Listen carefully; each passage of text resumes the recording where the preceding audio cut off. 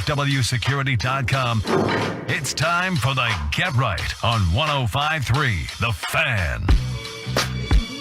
Get right here on your home of the Dallas Cowboys and World Series champion Texas Rangers, 105.3 The Fan. I'm Reginald Atatula, joined by Blake Elliott. Yes, sir. We got Ross Lubinsky on the ones and twos. What's happening, Ross? Thanks for rolling with us on a Tuesday evening in the Metroplex. Big shouts out to Jared Sandler holding down the Rangers hot stove from the hour, or for the 7 o'clock hour. Also, again, got to give big shout out to David Robertson and also Kirby Yates for joining the program. Insightful hour about your Texas Rangers as we continue to lead up to spring training. Obviously, surprise Arizona, that's coming up sooner than you realize it, in a few weeks. In fact, Jared Sandler was mentioning, late February, we got Cactus League games starting up right here on your home of the Rangers 105 to the Fan. So it's getting there. We're getting there pretty fast to baseball season rolling around, and you've got to be excited, obviously, with what your team did this past season, winning the World Series championship, and also, that the ways in which that gives you an opportunity to go out and compete again, right? And some people would say defend. I wouldn't necessarily say that, but go do it again, right? So anyways, appreciate you again rolling with us. You can always get involved with the program by texting in to the truckwreck.com text line. That number is 877-881-1053. You can also catch us on YouTube, 105 through the Fan on YouTube, or twitch.tv/DallasFanCam. Blake, first of all, how you doing today? I'm doing swell. Yeah, I feel like I did a lot of talking there. Did not say hi to you. Hi. And so there you go. Well, me and Reggie have been here for a while. Right, like we have seen each other a decent amount over the last couple of hours at this point. But we really got to focus on one of these things that I think, I don't know, when did you see this this note from Jerry Jones? When I saw it during the course of my day, I was like, oh, okay, so this is going to be something that you have to talk about because it really shapes the way that we talk about this team. I think there was a lot of anger, a lot of disappointment, a lot of apathy with this team after what we saw in the wild card round against the Green Bay Packers. The ways in which they lost, the ways in which not just that they lost in a crazy way, but they also, surrendered what seemed like a fantastic opportunity with one of the best teams that they've had in a very long time. And so people are like, man, this team's unserious. It's not going to get done. And especially because we know what the MO is of this organization over the last, 5-10 years. Feels like you knew that the offseason, there wasn't a lot of hope for what was going to happen. Let me know on the text line. Do you have just a smidgen more hope as we got today? I know that Clarence Hill Jr., friend of the show, he tweeted it. I know that some other people that cover this team tweeted, and it went all over the world in a way, that Jerry Jones said that this team is going all in, right? I want to get those exact words again because it'd be good to be, precise with this as much as we can. But the basic idea is not one that you can forget. The idea that this team, that Jerry Jones himself said that this team needs to be a level of all in. And here it is. Jerry Jones said the Cowboys are going all in 2024. Quote, "We will be going all in. I would say that you will see us this coming year not build it for the future." Close quote. Does that give you any level of hope? What was your reaction to hearing or to seeing that Jerry Jones said those words? Well, my reaction was, it kind of takes a step back of, I'm 24 years old. So I've been through this, not as much as some other Cowboys fans, but I've seen a good amount of this. And it was kind of the thing was, we can't beat the Niners. And my hope was this past season, I was like, well, we're not going to match up with the Niners. We got a good thing ahead of us. This year, we're going to break that curse. The whole Cowboys can't win in the playoffs. Dak can't win in the playoffs. I think it's a little overblown. We're playing the best team in the NFC, blah, blah, blah, blah, blah. And then we lose how we did, and we all know that. I'm at the point where you have to prove it to me. I'm protecting my peace as a Cowboys fan. I'm not going to get my hopes up. I'm not going to fall for the hoopla of Jerry Jones selling us. And I think that's exactly what it is. He knows that Cowboys fans are ready to give up. He knows that there's really nothing you can say. And you mentioned it in the crosstalk. To be fair, it is probably the best thing he could say, but it doesn't mean we have to bite it. Sure. And I kind of think that's where I'm at. I saw, and part of his media availability when he was talking, the quote that stuck with me the longest was he said, he used a basketball analogy saying that we're hanging around the rim and that we're kind of right there and that no reason to kind of blow it up because we're right there pretty much. And I'm like, I sent that to my friend and I said, we're never going to win. Now, obviously it was a little bit overreaction, but in truthfulness, it feels like Jerry Jones knows that his roster and his brand is always going to be just good enough. And if we're talking just brand, is going to be the biggest no matter what. They could be 3 and whatever next year, and they're going to still be the number one brand. That'd be 14. 3 and 14, they could win the Super Bowl, and they'll be the biggest brand. Like, that's not going to change based on their record next year. And I think Jerry Jones is aware of that. The whole I'm going all in, I mean, I guess we'll see it.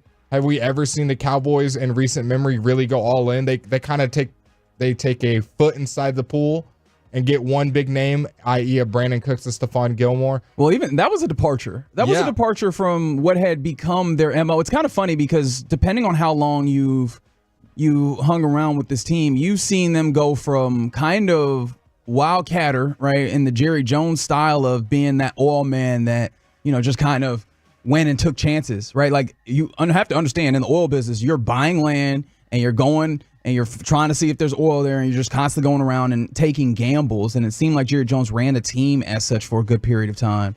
And then in a way like of maybe even overcorrecting, you got to the time, and maybe this kind of coincides with, Stephen Jones getting a little bit more, say-so in what's happening. It got to be more and more conservative, more and more, scared, for lack of a better term, in the way that they did things. And this past season, them actually trading for assets in the offseason, and you mentioned that's Brandon Cooks, that's Stephon Gilmore, felt like an opening up a little bit.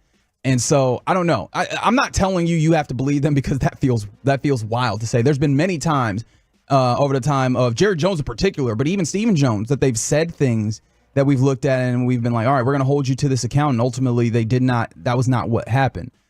So yeah, I hear you, and I do not blame anybody that listens that says, yeah, man, I'm not biting on this. But I do want to ask, let's at least play this out in our minds. What if they are telling the truth, right? And to be fair, it does feel like, it seems like they have set this up where they should go all in, right? Mm-hmm. You give Mike McCarthy basically to the end of his contract this last season. Yeah. I know that Jerry Jones, when it came to this availability that he had, Clarence Hills Jr. of the Fort Worth Star-Telegram tweeted that Jerry Jones refused to commit to signing Dak Prescott to an extension because the team is taking a holistic approach to the offseason, offered this statement. Quote, Dak has done nothing to change my mind about any promise for the future. I think I've said that we will go as far as Dak takes us in the playoffs. Remember that. We will go as far as Dak takes us, and that that is how far we want. That doesn't change a thing. We'll go as far as Dak takes us, right? All right, so the second round, here we go, baby. But with that being the case, is like, again, did not commit to having Dak Prescott. Like, there is some level of openness there. But regardless, assuming that they're telling the truth, they do go all in. Uh-huh. What does all in look like for these Cowboys as of right now? I think all in would look like you go get whatever best linebacker they see in the open market. I think that's the number one thing you have to do. You have to go fix that need and make your team immediately better. A Patrick Queen, Levante David, Devin White, any of those Bucks linebackers. You re-sign Brandon Cooks, you re-sign Gilmore. You kind of get some of those steady pieces back. Like, I don't know much more what this team could do outside of linebacker to up talent their team, because that was not the problem. It was not like, man, they just don't have talent on this team and they're just fighting behind with talent. If only they were more talented. I don't think anyone said that about this Cowboys team. So I don't really know what going all in would change for this Cowboys as far as roster building. Now maybe, and you're not getting a new coaching staff. It does not seem like it is. I mean, Mike McCarthy is still the head coach. He'll still be the offensive play caller. And we have had reports to say that Dan Quinn, should he not get one of these head coaching opportunities that is open, will return as your defensive coordinator. So those things at least stay the same from what we could tell. Yeah. What do you even do? I mean, outside of linebacker, which I think everyone with brain cells working would know that that's the thing you got to adjust. You don't have any, you got to fix that, whatever you do, draft, free agency, trade, whatever. You got to fix that. But outside of that, I mean, there's your offensive line, but that's more the future. I don't really know what guy you're going to plug and play, and all of a sudden you just have this better O-line that fits inside the salary cap, because if you've looked at the salary cap, it's not like the Cowboys are one of the top teams as far as money goes. No, but they have moves that they are going to have to do. A lot of restructures and those types of things. Yeah. And this is the thing, right? I think that this is where we start talking about the all-in nature of it, which is. Are you thinking more players are on the team bringing them back, or no? I'm reshuffling of the team. I think that there's some reshuffling of the team that needs to happen. Okay. Like from the 2 and 4, they mentioned defensive tackles as well. That's Agreed. another place where you could. Chris Jones. Go get him. Yeah, I don't know that you have like. I mean, if you want to go all in, that feels like that might be a place where you're not even able to make it happen, even with restructuring, right? But I think that there's something to be said for the idea of, look, they've done a lot of protecting future salary cap in various moves, and I think there's been a lot of times where you can tell that they're trying to, but we're trying to play for the future as well. We want to have that level of open. And if I hear him correctly, and assuming that Jerry Jones is speaking truthfully, because again, Jerry be talking, understand. But if he is coming from a place of reality, they're not worrying about what that salary cap looks like in the future is not what you do, right? If you are going style. all in, right? F them picks is the way that you go about it, even though I don't know that you have a ton of those picks necessarily. You're too good to have good picks. Start looking at what is the stuff that will help right now. What are the places that you can upgrade right now without having the consideration for, but what does that mean in the future, right? Well, so I guess if they're doing that, then you go get the best linebacker you perceive. I think one of the top linebackers is something like you mentioned Roquan Smith. Yeah. I think Roquan Smith could absolutely. Levante David is a free agent. Yep. Levante David could be a guy that you get, especially when you look at Levante David. That's a dude who's 34, and you go, I don't know if you want to sign that guy to like a contract, considering that in a few years. 1 year.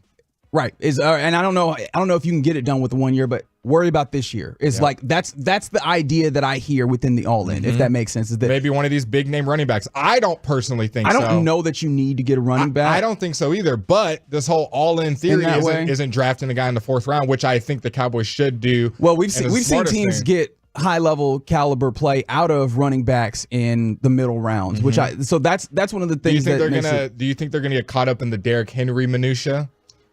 It's tough because I would assume no. Like, especially we can lean on Michael Gelkin, who reported from Dallas Morning News that it made it seem like this team is going to take an approach where they're no longer under a ton of money having to spend in the running back position, and it made it seem like going forward they're not going to try and spend a ton of money on running backs. But with that being the case, I think that what that will allow them to do is dump more money elsewhere and really maximize the salary cap. I mean, there's also, in addition to talking about the salary cap, there's been a lot of seasons that this team has gone in and had extra salary cap space through the season that they've not been willing to really work into. And so, assuming you are actually going all in, it seems like you go get a few high-level free agents.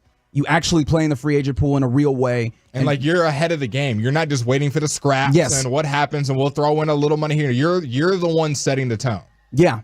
And you know what? We probably need to start getting into that free agency pool, right? Like see who are free agents to see if, hey, there are some names that we like. But I think defensive tackle, I think linebacker are clearly places that you can make upgrades. I don't know. Like you do need a center. You still need a center if you really want to go to a certain place. Like you could still look at a guard if you were going to move Tyler Smith out, and if Tyron Smith is not in your future plans, right? And so I think that those are things that you could look at if you wanted to go all in. Well, also, hey man, you could play in the trade pool as well. Like if you are talking about all in, it is look to upgrade this to the maximum potential, right? Because it seems like you're doing a measure of grading on Mike McCarthy, and it seems all in would strike me as we're giving you the best possible to get this done, and then if you don't get it done, we move. Yeah. And so that would be, I imagine, the hope. The problem is you have not been given a ton of reason to hope that they are actually going to, or believe that they're actually going to follow through with this, because there's been times where they've kind of danced around the idea of all in, and you haven't seen them really, empty the cannon. And I don't think the all in theory would even work. I don't think getting everyone we just named, Chris Jones, Patrick Queen, Would we be better? Yes. I don't think that really puts us over the hump. I'm going to be completely honest. I still don't think we make it to the Super Bowl. If you go get, this is obviously in a perfect world, no one else gets it. You get Chris Jones, you get Patrick Quinn, and we'll just say one other player, whatever running back you want to name. I still don't think that's enough. Just because of the foundational issues of your coaching, of your quarterback. I think it's more than just getting more talent. Now, I think that is great future, and that's things you have to address, but I don't see the Cowboys, the talent's there. That's not the problem. I just don't see fundamentally the Cowboys really being able to get over that hump because we were more talented than Green Bay. We were maybe just as talented as San Francisco, maybe a little bit less. Still, we get out coached. We get on both sides of the ball. We get out quarterback played by rookies, by vets. It doesn't matter. So it doesn't really matter where you're at on that spectrum. I don't even think all in would even be the smartest thing to do. I think either be average, which is what we are, or be terrible. We're not in an all-in go-in spot right now for how this team is constructed, top to bottom. I would disagree with that. I think you're absolutely in an all-in spot, right? Like you're reaching an endpoint where it's like if it's either now or never. And I feel like now or never is the dichotomy that maybe you set up there, where it's like, okay, if it's just blow it up, which I think a lot of fans have advocated for. But it seems like, and to me, you have too many good pieces out there to just be like, blow it up. Like, push all in. I don't think it has to be a full blow up, like trade Micah, trade CD, all of that. But I mean, I've been on this for a while. Chia Follow, I know I said this. I do not think Dak Prescott's a Super Bowl winning quarterback. I don't care who you put around him. He's not a Super Bowl winning quarterback. I believe that. I think that notion's kind of ridiculous because we've seen mediocre quarterbacks. And that's not my point. In those places. I'm not saying where he is talent-wise. I would say Dak Prescott's better than Brock Purdy. I would say he's better than Jared Goff. There's less talented guys that have made it to the Super Bowl. Sure. I don't think Dak Prescott himself can make it to a Super Bowl. Doesn't matter what roster you put around him. I think I'd like to dig into that at some point. I'm interested into what the thought process exactly is there. But I appreciate the thought process, and I'm sensitive to the idea that, again, there's reasons. People are not acting irrationally when you guys have this level of deep distrust with the Jones family, with the Cowboys organization. You're not acting irrationally. Like, you're operating off of a lot of data that you've seen. But here we are again with Jerry Jones specifically saying, good at it, man. This is a season that they go all in, and it's going to be very easy to tell if they're holding up to their bargain, as the offseason is soon to be like fully underway. We're going to have free agency going. Like, these things are going to be obvious, but he's established the standard that he is, that they are going to be judged by this offseason. All in are the words that he used. Those two words. Those are going to be the standards that we have to hold him to. Obviously, McCarthy's just getting this 1 year left and not getting an extension. What do you think the Cowboys have to do to give him an extension? I don't think it's going to happen. It's very unlikely. Wait, say that one more time. Sorry. McCarthy is just playing this year out, and he's not getting an extension. They've said that we're not extending him like this offseason. We're not going to give him some 5-year deal right now. In a vacuum or like in reality of what the Cowboys might do. Like say they get bounced in the first round, he's gone. I think that's not really a hot take. Yeah. What do you think he has to do to stay? Conference championship, Super Bowl? Probably conference championship. Okay. Like, I mean, in my mind, I'm like, I wonder if they just get edged out in a divisional round, but I'm not even sure if that's the case because of how good you have been over the course of the last 3 seasons. I feel like it has to counteract some of the things that have happened prior. But again, the reason why I don't sound committal on this because the Jones family and Jerry Jones in particular has made my prognostications on what they're going to do wrong time and time again. And so, I mean, hell, I would have told you lose in the division or you lose in the wild card round this year, and especially based off of what Jerry Jones had established, that Mike McCarthy probably does not return, and here he is returning. So, again, though we're working off of what Jerry Jones has said, according to Clarence Hill Jr., that this is a team or this is a year in which they are going to be all in. And so that's what we're going to be looking out for in this offseason from the Dallas Cowboys. We'll see if they live up to their word in that way. So get right here on 105.3 The Fan. Coming up next, let's talk about your Dallas Mavericks, who, obviously got a win last night. It wasn't the easiest win. They got a tough stretch coming up. But just like on a wider level, are the Mavs built wrong? We'll discuss it next on The Fan. We have you covered, Stars fans, with exclusive content.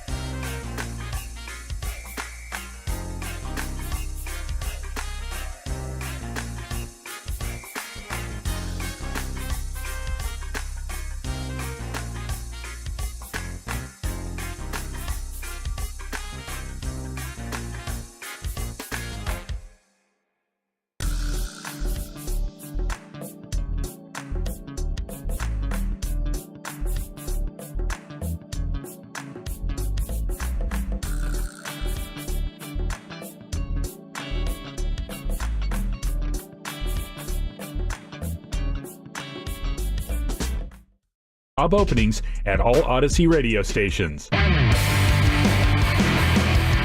get right here on 105.3 The Fan. Reginald Atatula here with you alongside Blake Elliott. Yes, Sirski. We got Ross Levinsky on the ones and twos. Thank you. Appreciate you rocking with us here on 105.3 The Fan.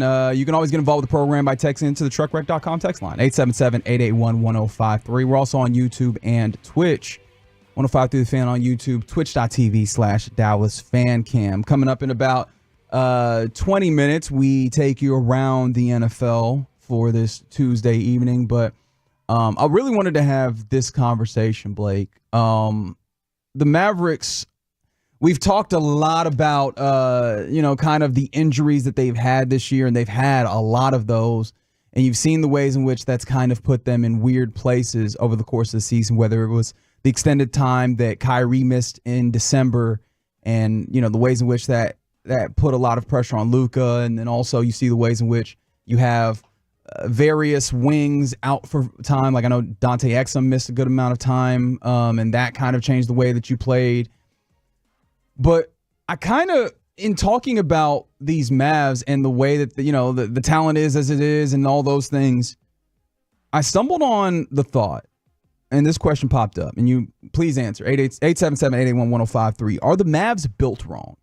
And that's not just like a quality of talent. I think we understand that this is kind of a transitional time where you're trying to figure out which pieces work, which pieces don't, and what you need to continue to add to this, right? Mm-hmm. But outside of just the adding, the philosophical way that they are building, is it wrong? Because I understand in this modern NBA in particular, we've gotten to a point where it's like, why have a point guard in like the more traditional sense of it when you have a great player right there and they could just have the ball in their hands, mm-hmm. right? There's no more 6'3", and there is, but the 6'3" point guard, 6'5", you better be a bucket shooting getter. Guard. You better be a bucket getter. Yeah, like because we don't need you to initiate offense, right?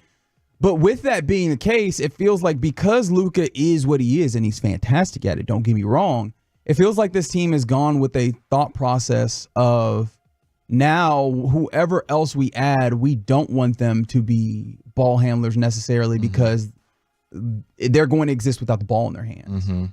And that then serves to put even more of the onus back on Luka Doncic, which is something that since he's been here, we have constantly clamored for ways to take off some of the load from him. So, like, with that thought, would you maybe say that the Mavs are built wrong as of right now, just on the basic philosophy of it? Yeah, I think they are, and injuries will show you how a team is built. It comes up quite quickly. The moment that Kyrie Irving's out of the lineup, the moment that Luka's out of the lineup, the moment that Dante's out of the lineup, you kind of see these deficiencies in how the team was built. And I think the Grant Williams swing and miss has kind of been a big hit to this philosophy. But even in a vacuum of just him, what is Grant Williams, 6'7" on a good day? Like he's not really helping your, because I think it's safe to say the Mavs' biggest problems is playmaking / ball handling when Luka's off the court and defensive rebounding 24/7. Yeah. Even a rebounding period, to be honest, but yes. No, I was saying defense and rebounding, not even defense. Oh, okay, got you. My bad. And even all these players at their max, everybody's healthy, everyone's playing their best basketball. Do we really have confidence this team would go far? Everybody's at their max. Every team in the league is completely healthy. I don't really feel like that. So I think that's how me and Reggie got to this point where obviously it's easy to point out injuries and all that stuff, but say this team is healthy. I still don't know if they're going that far just because you're relying on, you can't have Tim, Kai, and Luka out there at the same time. It's not enough defense. And then you supplement that with Derrick Jones Jr., who's a tall, lanky guy, and Derek Lively, a 19-year-old rookie. You got no size, and you're literally having Derek Lively be your Tyson Chandler anchor and hoping that he can just be this defensive monster, which some nights he is, but he's still a 19-year-old rookie. Guys know how to draw fouls on him. Guys know how to get around him. He's not exactly the largest dude. He's tall, but not exactly. When you saw when he plays the Sabonis's of the world and the kind of the more physical guys, he has a little bit tougher time. Even Jared Allen gave him some troubles. So I do think this team is fundamentally built wrong. We have a lot of 3-and-D guys, which sounds great on paper, but then at the moment that one of those guys, your ball handlers, is out and out on the court, they're all just no one knows how to set up the offense. Well, you even talk about 3-and-D guys. Do you have guys that are high-level 3-and-D guys? Like, because good point. I feel like you got guys almost, right? Like, and I don't say that to disrespect the players that they have, because they're playing to what I think is largely their capacity. I mean, Grant Williams obviously still has some to go, and you saw that when he dropped a good 27 on Saturday night, if I remember correctly. That was Saturday, right? And so, like, you see the ways in which there's space, but you have guys that are not super consistent, even if you call them 3-and-D guys. You had a nice stretch at the start of the season where Derrick Jones Jr. was knocking down shots. He gives you a defensive presence because you can check the on-off numbers when it comes to defensive rating. It's clearly a distinction, but, like, if the 3 is not there consistently, you can't necessarily call him a 3-and-D guy. You understand? And, like, Dante Exum, somewhat, but now you're talking about injuries. Like Josh Green, how often is the 3 there, right? Josh Green's an interesting point. I think they were really expecting him to make the jump. And I think the Grant Williams signing showed us he didn't make the jump. And the Derrick Jones Jr. That was two things that when they made that signing, I texted my friends, I goes, okay, Grant Williams didn't do enough in the offseason. Because I think they had him Josh Green, yes. Yeah, no, I just want to be clear. Yeah, I think they had him as a surefire starter, next big wing for them. Josh Howard-esque, like a guy they could just slot in. And he obviously didn't do enough. I mean, they gave him the extension. But obviously, I was like, you just gave this guy an extension, but then you signed Derrick Jones Jr. and Grant Williams. Something's missing. Well, the tough thing about it is, he really is a guard. But again, he's another one of those guys that I don't know that you trust to, like, run offense. Yeah, really run offense. And so again, you end up in that place where Luka ends up carrying a lot of the load. Obviously, Kyrie kind of secondarily does some of that. And I wonder, okay, because the question that I asked, again, are the Mavs built wrong? And that's off of the idea that they've basically embraced a philosophy that's still going to leave a lot of the playmaking load, a lot of the, ball handling load still on Luka Doncic, while also being the best player or best player, best scorer, all those things. Is it wrong, or is it just incomplete? Is, I guess, the secondary question, because someone mentioned earlier, there's not size on this team. Yeah. And does this look a lot better when you have a 4, which is obviously the guy that they're looking for, particularly in this trade deadline, a 4 that's capable of adding some of that rebounding and that maybe is more consistent shooting, right? Does it look different if you have those players that are actually filling the roles that you're missing? And is it the question then, their secondary question is it built wrong, or is it just incomplete? Yeah. Give me a build of a guy that you think would make this team more complete. I'm thinking, this is obviously hypothetical, couldn't happen, but a Michael Porter Jr. type guy. A guy that can play the 4, they can shoot, they can defend, that's not going to... But there's two types of defense, right? Yes. And I thought about this when you mentioned Derek Lively, because he absolutely can defend, but he's a post defender. There's perimeter defense, and that's been a huge problem for this team, particularly because two guys that you have to start, that you have to play big minutes, aren't good at perimeter defense, and that's Luka Doncic and Kyrie Irving, right? And you don't really have very many perimeter defenders that you feel great about consistently. Who would be one guy, if you could just pluck, would be it? Hypothetically, obviously not thinking money, because obviously then that's a whole nother conversation. Right. Just in the NBA, you're like, man, this type player would kind of change the philosophy on how the Dallas Mavericks play basketball, because it does feel like they're missing that cog where the moment Lucas is on the bench, they look lost. And even when Lucas out there, I feel like it could be even better, and he's not having to score 50, 60, 70 a night. All right, so the first name that came to mind is, it feels like jokes, even though, like, I'm being sincere, but I'm just trying to run through some of the names. Harrison Barnes, right, is someone that comes to mind in that. I know someone mentioned Jay Crowder from the 817 that says, Jay Crowder out there, is he washed up? He's a lot closer to the washed up portion of this. Okay, so I understand your question. I want to keep going on this, but this kind of popped up on the text line. This made me think about it, from Andy in the 214. They said a Giannis type. And I'm like, actually, I think with what they've built, I think a Giannis type also violates the way that they're building, because Giannis needs the ball in his hands more. And so, like, I do wonder if that fits, because now I think you add another filter on who you're looking for, because not only are you looking for somebody that can rebound, play defense, but then also knock down shots, but then also it's like, yeah, but I need you to be able to do that off ball consistently and not need the ball in your hand very much, because I think, not that I think you could have gotten, I don't know that you could have gotten Pascal Siakam, but Pascal Siakam, as I started looking at it, I was like, I don't know that he fits what you're doing here. And I think that's partially because of the philosophy that you've built. Someone said Dylan Brooks. Dillon Brooks would fit. And they wanted him. He'd be annoying as hell. They wanted him too. Fit, right? In the offseason. Another one that Jaren Jackson fits. But I mean, now we're just like, hey, these are really good players, right? But because I think they're trying missing to think in the right role. They're missing that guy next to Lively. Tobias Harris would be a great. Tobias Harris, I think, is the best one we've said.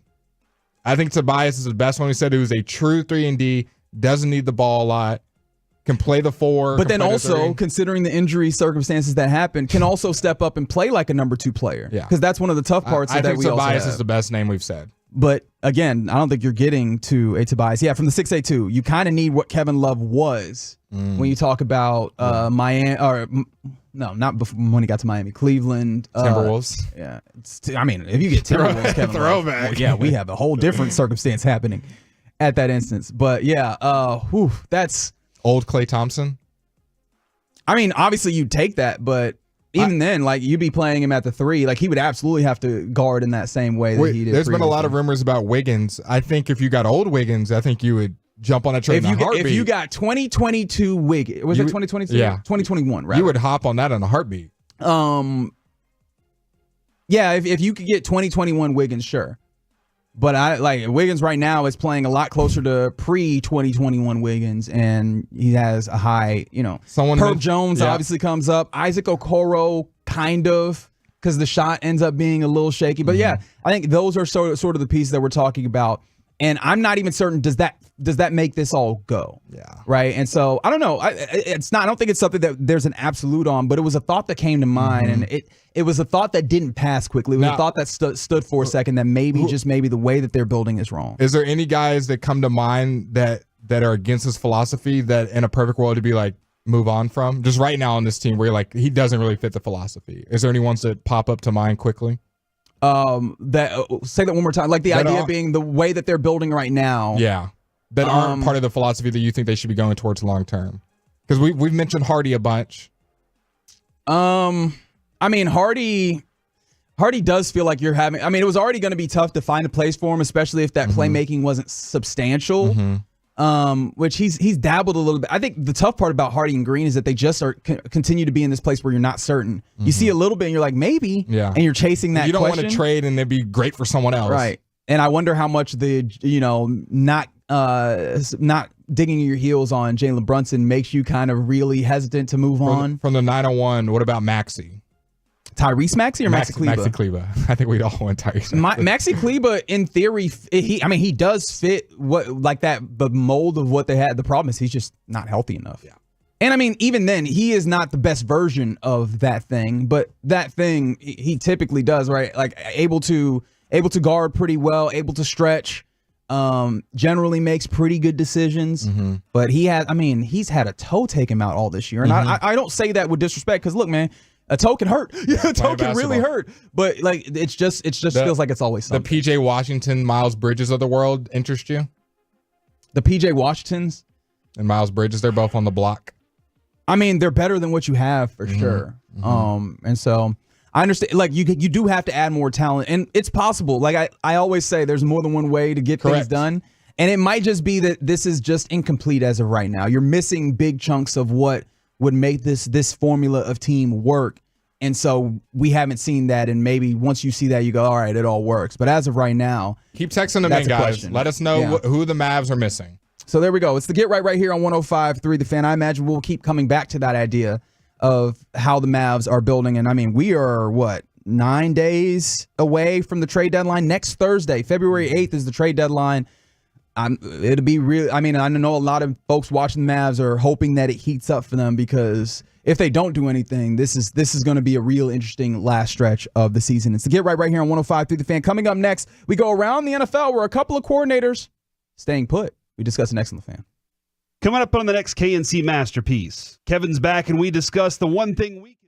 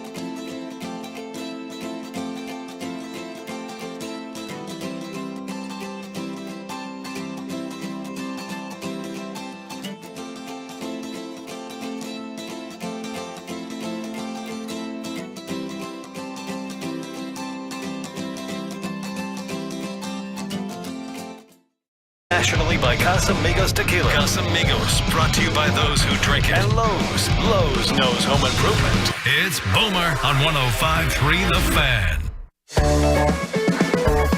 And it's back here to the Get Right on 105.3 The Fan. The upcoming segment is brought to you by Classic Chevrolet. Why do so many Texans love Classic Chevrolet and Grapevine? They've got the goods. More new Silverados than anyone with incredible savings. Why go anywhere else? Go see them today or visit ClassicChevrolet.com. This is Texas. This is Classic Chevrolet. Find new roads, relax, and enjoy the difference. Let's get right here on 105.3 The Fan. Appreciate you roll with us here on a Tuesday evening in the Metroplex. You got Reginald Atatula. You got Blake Elliott. Yes, sir. Ross Lubinsky's on the ones and twos. And yes, 682. You and Markieff Morris are the same age, so you're washed, I'm washed, we're all washed, especially in an NBA context. Yo, it's cold in here right now, Reggie. Are you cold? I am not. In fact, I enjoyed today so greatly. Like, we were in the 70s, and I was like, man, it's great, but this climate change really tough, ain't it? But hey, at least I get to enjoy this January 30th. Outside was great. Let us know, how did you enjoy today not being 10 degrees below freezing? 877-881-1053. I told myself I was going to go outside and like read a book outside. Yeah. I didn't. But just the fact that I could have the thought was nice. Great drive to work. Windows down. Windows down, 100%. Just enjoying, man. I'll That's tell you right. what, going back to what you were saying about climate change, man, it's not messing around. I didn't check my weather app before I stepped 1 foot outside the door. Did So you have I a was jacket like, on? I put like a pullover, That's right. like jeans on. I took 1 step outside. I was like, wait a minute. Texas, wild place. I don't know if we got another one of those cold fronts coming through, but please don't, right? Because it feels like February, you get one more at least.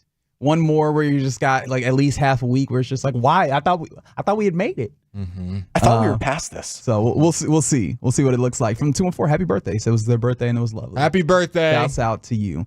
Let's go around the NFL here on the Get Right now. And we begin. I probably shouldn't begin here, but I'm going to begin here. Look, man, sports betting, it's a thing. And we got the Super Bowl, which is literally the biggest event in sports in America, possibly one of the biggest events in sports in the world, probably like top 5, maybe top 2 if we're keeping it a buck. World Cup. But with that being the case, big events, big bets, as Caesars Sportsbook took their very first 7-figure bet. They had a $1 million bet on the Super Bowl that was placed earlier today by a bettor in Michigan. They wagered $1 million on the Niners on the money line. Ooh, what did we say about betting against Mahomes? That's minus 120. Yeah, betting them a whole milli.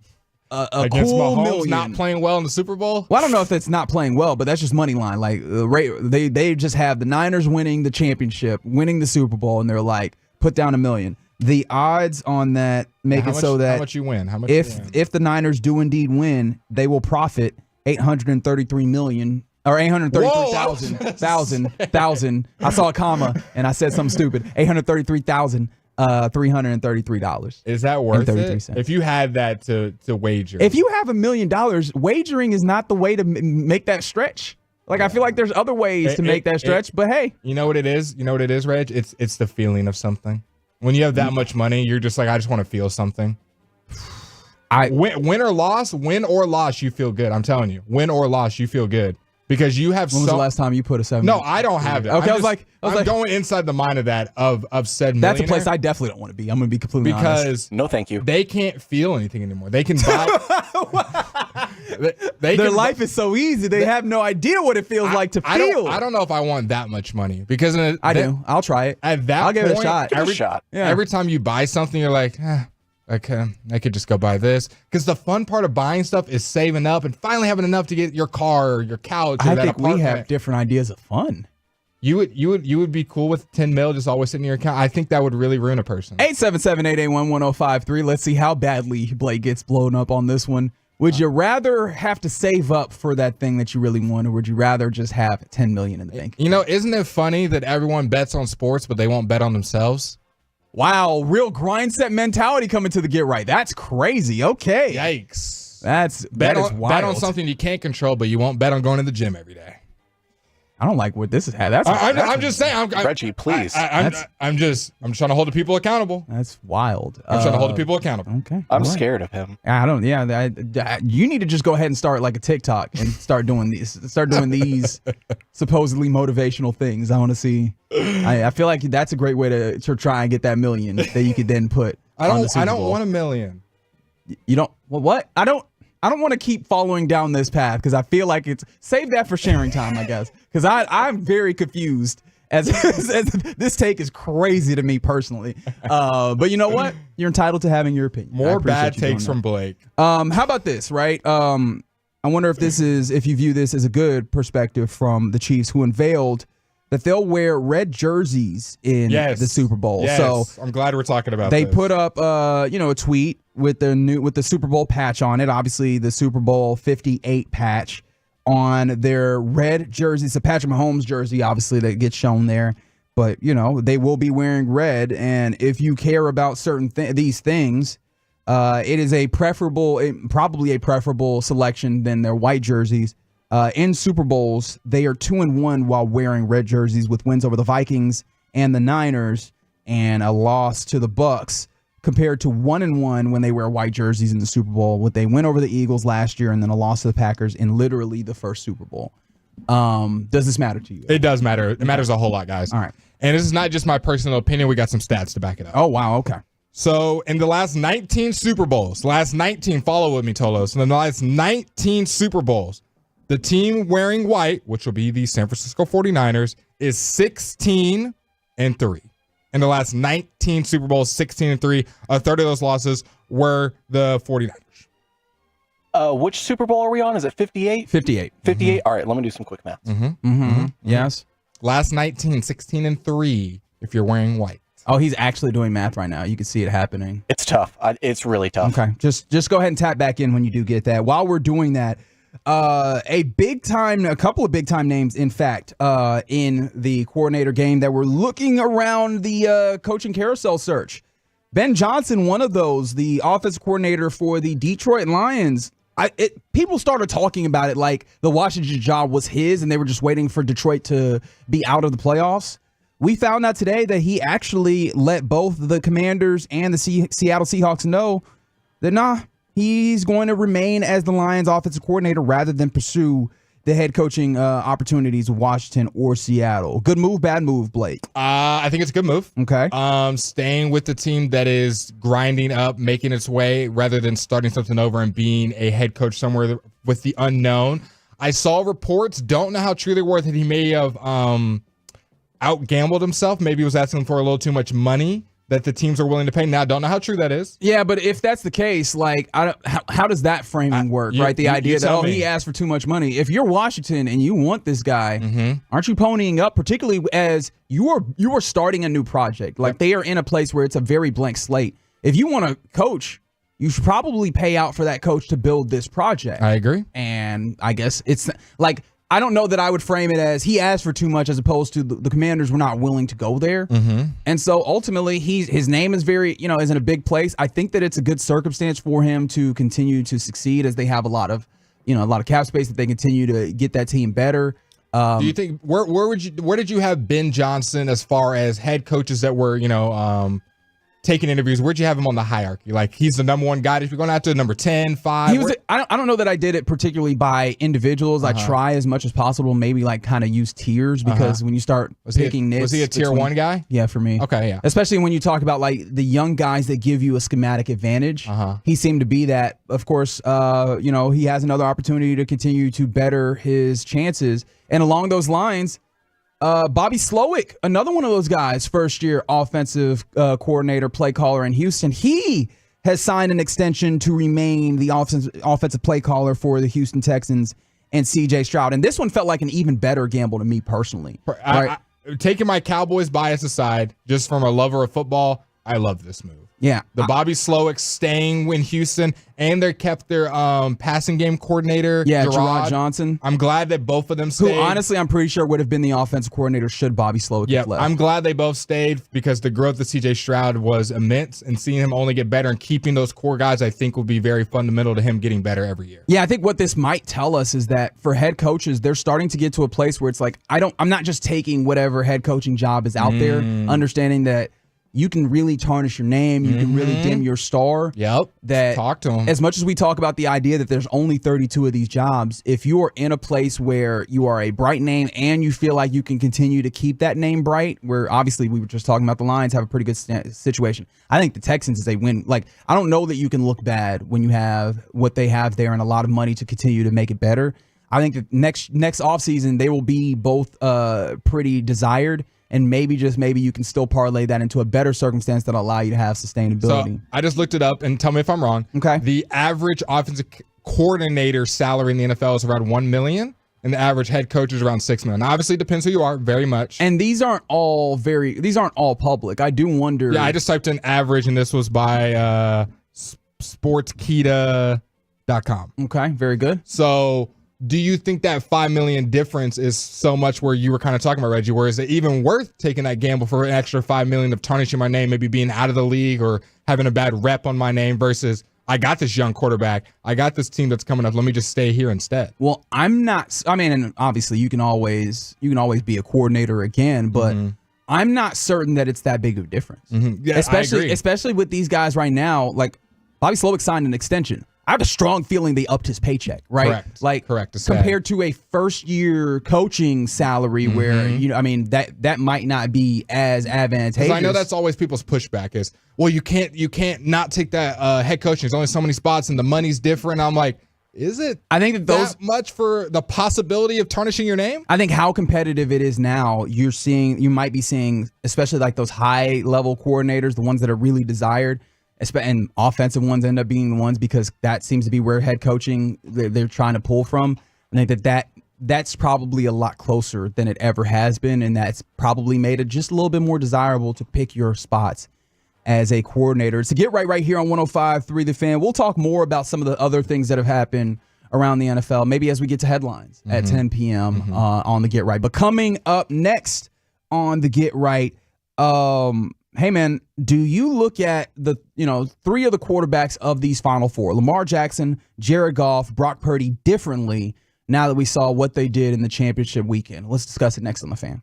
Welcoming new listeners to our clubhouse with open arms.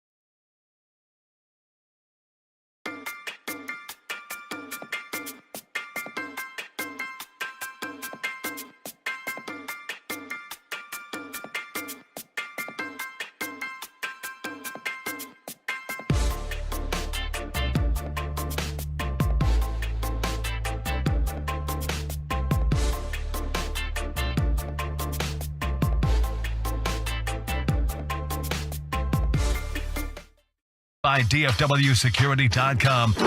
It's time for the Get Right on 105.3 The Fan. Yes, indeed. It is the Get Right here on 105.3 The Fan. Reginald Atatula with you alongside Blake Elliott this evening. Ross Lubinsky on the ones and twos. Thank you.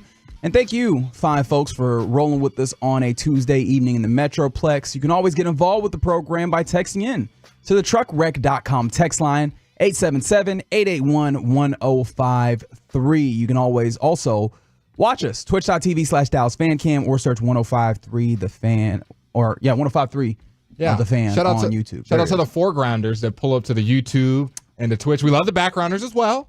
I'm not going to get used to it, apparently. I'm just not going to. But the foregrounders I have a special affinity to because they're looking at us. I just pointed at you right now, and you're awesome.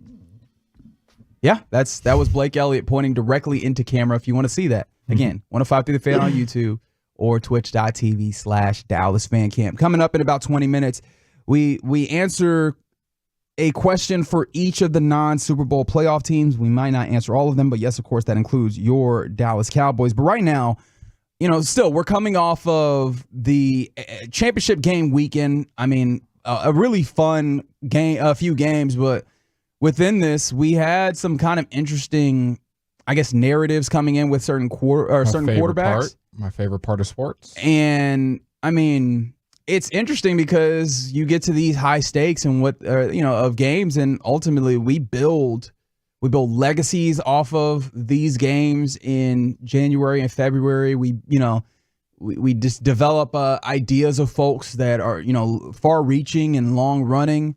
And so, with that being the case, do you look at Lamar and Jared Goff, the two quarterbacks of the teams that lost, differently? Do you look at Brock Purdy differently? Obviously, we could talk about all the quarterbacks, but one of these guys is off limits, right? Yeah. Patrick Mahomes is very established in who he is. He just keeps doing as the best in the league right now.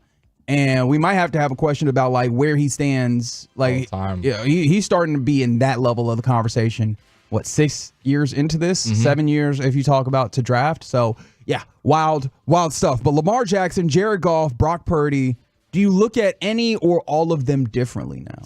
Yeah, so let's start with Lamar because I feel like he was probably the one that had the most eyeballs on him for won an MVP before. Obviously, probably going to win another one this year. Number one seed. We saw what he did last time. We had the number one seed in MVP, lost to Tennessee Titans. Yeah. This time, wins one game against a rookie quarterback in C.J. Stroud, which I think most people picked him to win that game. Yeah. And then has his tough test and isn't able to come through versus the Chiefs. I think I look at him a little bit differently in the postseason of it seems like he got a little bit in his own head. I don't think the talent is really oh my God, he's not as talented as some of these other guys. I still think he is a top 4 quarterback with Mahomes, Allen, and Burrow, personally. I still have him probably at 4. 4-3 can fluctuate.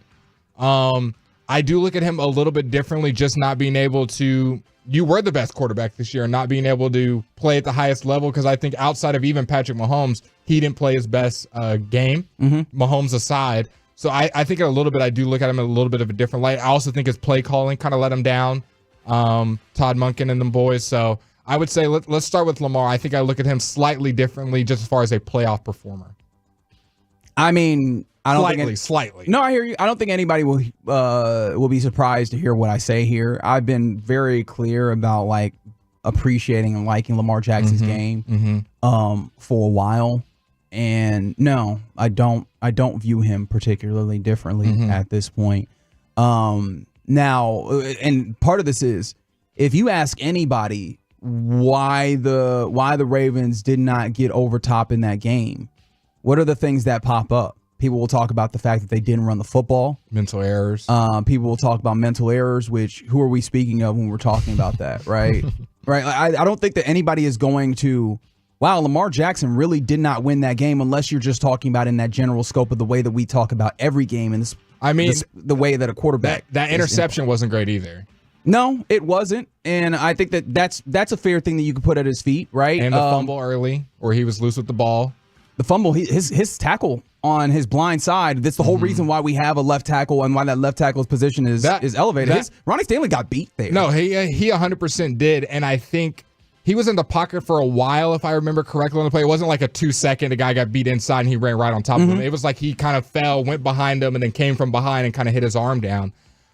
I would love Lamar Jackson to be aware, pocket presence. Hey, it's been a couple seconds I've been in the pocket. I should go and take off and run. And that was my biggest critique of him in that game, is it felt like, we talked about this earlier, it felt like he was almost trying to prove the haters wrong, that he could be a pocket passer solely. I think that's a fitting narrative, but I think also there's something to be said for, it's clear that he is all season made more time happen by using his legs to create more time. Like I think that was part of his game. I think we saw a game that was fairly in that same vein of what we've seen from Lamar most of the time. And yeah, somebody said give Lamar that playoff heat for not performing. Again, they got down the field multiple times in the way that this went. It felt like more than anything, they got out schemed when it came to Steve Spagnuolo versus Todd Monken, and then you had turnovers in the red zone, and then that was what it felt like was the difference in this game more than anything. This is the hard part.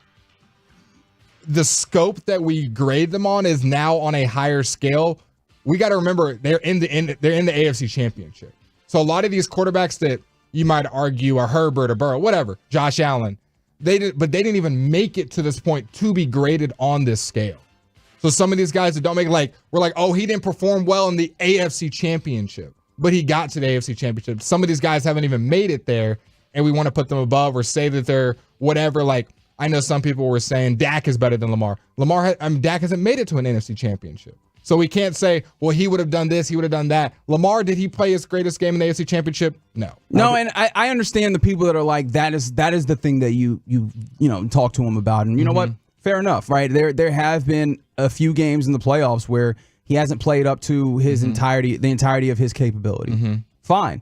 I think that game could have easily, like, a couple of plays that are not Lamar Jackson's plays. Zay Flowers doesn't fumble, we have a different game. Right, like I think a couple of plays that are not Lamar Jackson plays switch up and they're in the Super Bowl here. And so that's where I find this to be tough. He absolutely did not play up to the entirety of his standard, and that's fair. If you want to knock him on that, I won't stop you. But I don't view him all that different. Because we'll knock somebody, but we're not saying that someone else is technically better because they weren't even in that spot. Some of these guys haven't even made it to that spot. So they're still ahead of a lot of guys, but we're comparing them to the Mahomes because they've won MVPs. So we're comparing them to the Aaron Rodgers that have won MVPs and the Josh Allens. Like, that's the comparison level. So when we say someone didn't do well or isn't in that we're not saying they're bad. We're just saying they're not 1 or 2. Now they're 3 or 4. So it just depends on the scale that you're graded. You are graded harder because you are a former MVP. You are the number 1 seed. You are finna win MVP this year. So you're graded on a harder scale. Now let's move on to the next quarterback. Let's go to that boy Jared Goff out there in Detroit. I view him about the same as I did going into the season. I think he's a really good quarterback. I think he is right in that 5 to 10 range-ish. I don't think he is a world beater. Would you say he's a game elevator? Like, having him on the field just makes your team better instantly? I don't know if I'm ready to put him there. I think he is good. Yeah, he feels like the right level of game manager. And now we have to get into the game manager conversation. But like, I think he operates within the system that you have in front of him, and he's really good at doing that with the right protection. And so I thought, I view him a little bit better after the run of this season. I'll say a little bit better. Because I did not give him enough credit for what was happening in the Sean McVay with the Sean McVay Rams. Yeah. And obviously, I could look at the way that Sean McVay seemingly tried to discard him in order to get a better quarterback to try and get them over. And you can see the ways in which that did change the way that they played. But I have to have an appreciation for the height that he plays in the style that he plays with. I'll agree with that because I picked the Rams to beat the Lions in the first round. I thought the Rams were going to win that game and the Lions beat them. So I have to give Goff credit where credit's due. Played a lot better than I thought he would, especially in big moments. But he's not like, oh my gosh, it's a top 3 quarterback because he made it to the NFC Championship. Yeah, and it starts from us having like a fairly appropriate evaluation of him, and again, probably underselling him a little bit on my end. I don't want to speak for you. Yeah. Now we get to the one that is polarizing, I guess. Yeah, he's probably the most polarizing guy to talk about right now. Brock Purdy. Do you view him differently after another performance where he does what is needed to be done for that team to get through from his perspective? There's no right answer to this, and I think he's like, let's start with the fact that don't jump me. Right. I think you put it perfectly last time we were on the air. You said, and you might have said this off air or on air, I can't remember, correct me. You said that this game gave both sides of the conversation something to argue for. Yeah, Brock Purdy. He did enough just to, so like everybody can become more entrenched in their positions, right? If you wanted to view Brock Purdy as there it is, right? Like there's the flaw. There were definitely some of those in there, and if you wanted to be like Brock Purdy, he gets it done, winner, all those things, like. Both of the games that the Niners have played in the playoffs, both of them have been in those circumstances where he has done those. I think I'm at the spot where, man, I'm not the biggest Brock Purdy fan, and kind of who I maybe really thought he was. That kind of got exposed in that Ravens game. We saw a little bit of it in the playoffs where he has his moments where he's a little inconsistent, high on passes, low on passes, gets rattled by the blitz. Sometimes the coverages can mess him up. He still is a second-year quarterback, and to have those be down by 17 at half. And at the end of the day, you can talk about the defense, you can talk about the Lions choking. Brock Purdy still got to make some throws, and he made throws when throws mattered. That one to Jawan Jennings where he flipped it over and he caught it with the one hand. Like, he was making some pretty off-script plays. He had a couple where he was getting sacked and kind of threw the guy off and threw it to, I think, Kyle Juszczyk on the sideline. So the toe tap? Yeah, God, they got wide bodies out here doing toe taps. 2024 is crazy. I wanted to be clear. I am not saying Brock Purdy is a top 5 quarterback and build around him and he's just the best quarterback that's ever graced the game. I heard Brock Purdy's elite. Is that what you heard, Ross? Because I heard him say Brock Purdy's elite. Definitely came out of his mouth. Mm-hmm. Yep. But I do think Brock Purdy has a little bit of that he kind of just has a little bit of that it factor. A little bit of that it factor, because this is what, back-to-back Super Bowls or NFC Championships? NFC Championships, because they lost to the Eagles last year. So back-to-back NFC Championships, obviously make it to the Super Bowl this year. And at some point, we have to give credit to the quarterback behind it. I mean, we talk about the talent around him and all that good stuff, but he's still the one throwing him the ball. So I'm not going to say Brock Purdy's the best ever, but I'm going to give him his credit. He's playing a little bit better in clutch moments, big playoff moments than I thought he would. Yeah, this entire year has been I need to be able to release my priors year for Brock Purdy, for me particularly, and I think for a lot of folks. And, I mean, I saw Brock Purdy at Iowa State a good amount because I'm sick of the watches, that type of stuff. And, I mean, he always struck me as, good college quarterback, not an NFL guy, though. But the thing, who never thought that? Brock Purdy. And it's very evident, right? Like that if there's nothing else, there's a belief within himself of exactly his capabilities. That man got into got into that game, and when he needed to make plays, the ways in which he jumped to go and begin making those plays. I'm not even talking about like the outcomes.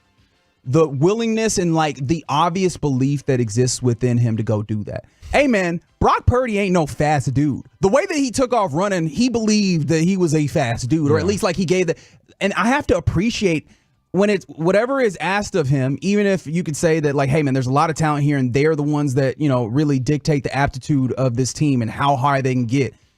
Whatever is asked of him, he steps into it and he does it with a level of like confidence that absolutely helps us get done. And he is able to get it done. Like he throws the ball where it needs to be most of the time. I was thoroughly impressed with his feel for the game and the ways in which he pulled the ball down and ran when he needed to. Mm-hmm. That really impressed me for some reason. And so I have to give him his credit. I have to have a better appreciation for what he is doing. Because it's one of those things when it comes to quarterbacks. I often, we often try and do this without like outside of the context of their teams. And it's going to be necessary when we start talking about, okay, in a vacuum, when we start talking about contracts, those types of things. But he is in that context. And within that context, he's getting it done consistently. And there's clearly a level of belief. Like one thing that you have to talk about when you talk about Kyle Shanahan and his quarterbacks. I remember a Super Bowl with Jimmy Garoppolo. I was just thinking that. Where it was very evident that Kyle Shanahan did not trust his quarterback to throw the football.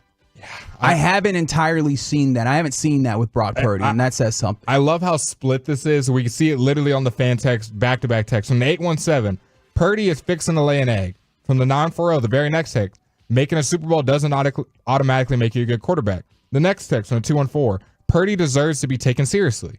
The next text from the 214, Purdy on a rookie deal is top 5. But then they say once he gets paid, he's mid. Oh, I didn't even see that. Once he gets paid, he's going to be mid. And I actually think a lot of those kind of exist in that same place where, yeah, I agree with the idea the person said that Purdy deserves to be taken seriously. I think a lot of people have talked about him within the context of Mr. Irrelevant. But at this point, you just got to be like, yo, NFL quarterback, what's happening here? And within that, he is operating like an NFL quarterback. And I mean, I think that is something that I have definitely grown to respect this year, and it only grew just that much when it comes to the NFC Championship. I think game. his bad plays are highlighted so much. Like sure. when he had the dropped interception by the Lions player, and he's had a lot of dropped interceptions. I will say, right? Yes. But that's kind of the game in some ways. And adjusted EPA that has all the dropped interceptions, receiver drops, he still ranks 3rd in the league through the whole season, postseason included. He ranks number 3 in the league. With all those accounted, dropped interceptions, his players dropping passes, yards after catch, still ranks 3rd. I don't like to believe it. I have to do some digging, dive deeping in that, but he's figuring it out. Yeah, man. Props to that man for getting his job done in the way that he needed to. So shout out to Brock Purdy. Let's get right here on 105.3 The Fan. That's how we look at Lamar, Jared Goff, and Brock Purdy after this championship weekend of games. All that's left is the Super Bowl, right? Yep. Coming up next, let's answer some questions for the non-Super Bowl teams, all the teams that lost, including your Dallas Cowboys. We do that next on The Fan. The more you listen, the harder we grind.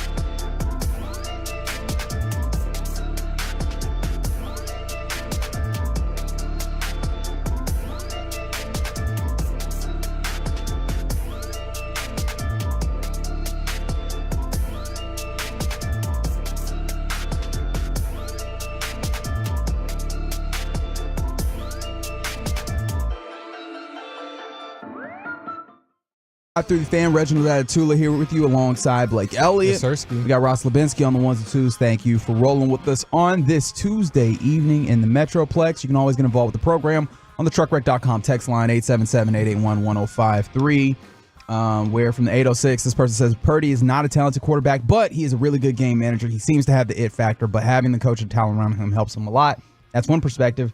Whereas someone from the 214 said, seemed like to me in the second half when it counted, he put them on his back head first, never slid, looked like pretty much he willed them to win, running, throwing, pounding his chest. Really pains me to say it, but he was impressive on his way to the effing Super Bowl. So there you go. Some different perspectives on how they view Brock Purdy as we were talking about the different quarterbacks. Someone said, does Purdy already have more playoff wins than Dak? And the answer would be yes. Purdy has 4, Dak has 2. But this is where I bring up the fact that, like, I do not view this game through the context of, like, quarterback wins. But, I mean, if you feel that way, I guess you can go ahead and do Give me Brock Purdy when we go to the Super Bowl. LOL, it's a joke, guys. Calm down. It's a joke. As we move along, obviously the Cowboys not going to be there. Neither are the Ravens. Yep. Neither are the Packers. We're all in the same spot, baby. If that makes you feel better, go for that. But ultimately, like a lot of teams, 12 teams in total, did not make the Super Bowl. Let's answer a question for each of those. This comes courtesy of Stephen Ruiz at The Ringer. Shout out, Stephen. Always a good read. So there's a big question for each of these teams. Let's kind of do a choose your own adventure here. Okay. I like this. You tell me a team, I will give you the question. We'll work through it. How's that work? Yep. Okay. My thing is, I wonder how far I'm gonna click a team, and you're gonna have to scroll to the bottom. Oh no, I'm gonna search. Okay, I'm gonna pull the curtain back. When I do this, I then just find it in Page. Have you ever just Control F? Control F. There you go. Favorite phrase. Let me tell you. We got to work smarter, not Control harder. You F. feel me? Darn crazy. Okay. Let's go to Tampa Bay Buccaneers. Okay, the Buccaneers. They made the playoffs. Do they re-sign and build around Baker Mayfield is ultimately the question. I'm gonna say yes. Okay, re-sign him, yes. Build around him ends up being an interesting question because I feel like there's a way to split the difference. Build around is crazy, but re-sign, yes. And I think that ends up being the case, right? Ruiz writes, Mayfield experienced a career revitalization in 2023 under offensive coordinator Dave Canales and led the Bucs to an NFC South division title and a postseason win and a one-year sample size of the borderline league average drop back efficiency under a good play caller when you talk about when he went to LA, not when he went to LA with the Buccaneers, probably isn't enough to break the bank on a contract to keep him in Tampa. So the contract circumstance probably going to be advisable. Bucs must soon decide whether to pay Mayfield, who last season was on a bargain-priced one-year deal. It's reasonable to expect Mayfield will garner considerable interest on the free agent market, given the dearth of quarterback talent around the league. So what should Tampa do? Dearth. Yeah, a lot. You say dearth? Dearth, that's right. Kick the financial can down the road and use the franchise tag on Mayfield?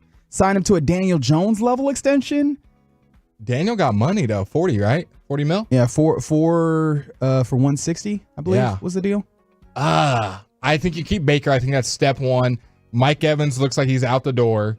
Yeah. I think they can still contend. I don't think they're just they might fall off because that whole defense is old and free agents. Yeah, it's tough for them. They had a lot of talent still left over from the runs that they made when you had Tom Brady come through as well. I'm interested in seeing. I don't know. Can they build around Baker Mayfield? But I guess the question then becomes, like, when you view Baker Mayfield, do you view him as like an average quarterback in the league, slightly above average? I would say slightly above average based on how he played this year. I would say around closer to that 15 than that 20 mark this year. And that's all we have to go off of. Someone said let him go. From the 2 and 4, they say let him go. I think if you do not have to like fully commit to building around him, I think that keeping him is a good idea. But like a 4-year contract ends up being a real interesting proposition because you're committing yourself to to him for a while.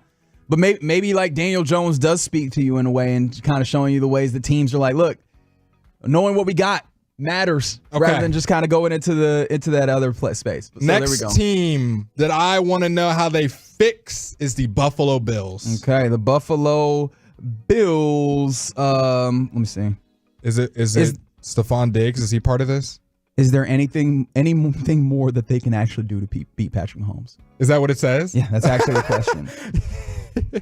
get healthy, I guess. They were pretty unhealthy on defense. Josh Allen's cap hit's about to jump, right? Oof. You talk about that. They really did a lot to try and bolster this roster. One of the tough things about it is they gave Von Miller that big deal, and he did not end up doing things for them. Nothing.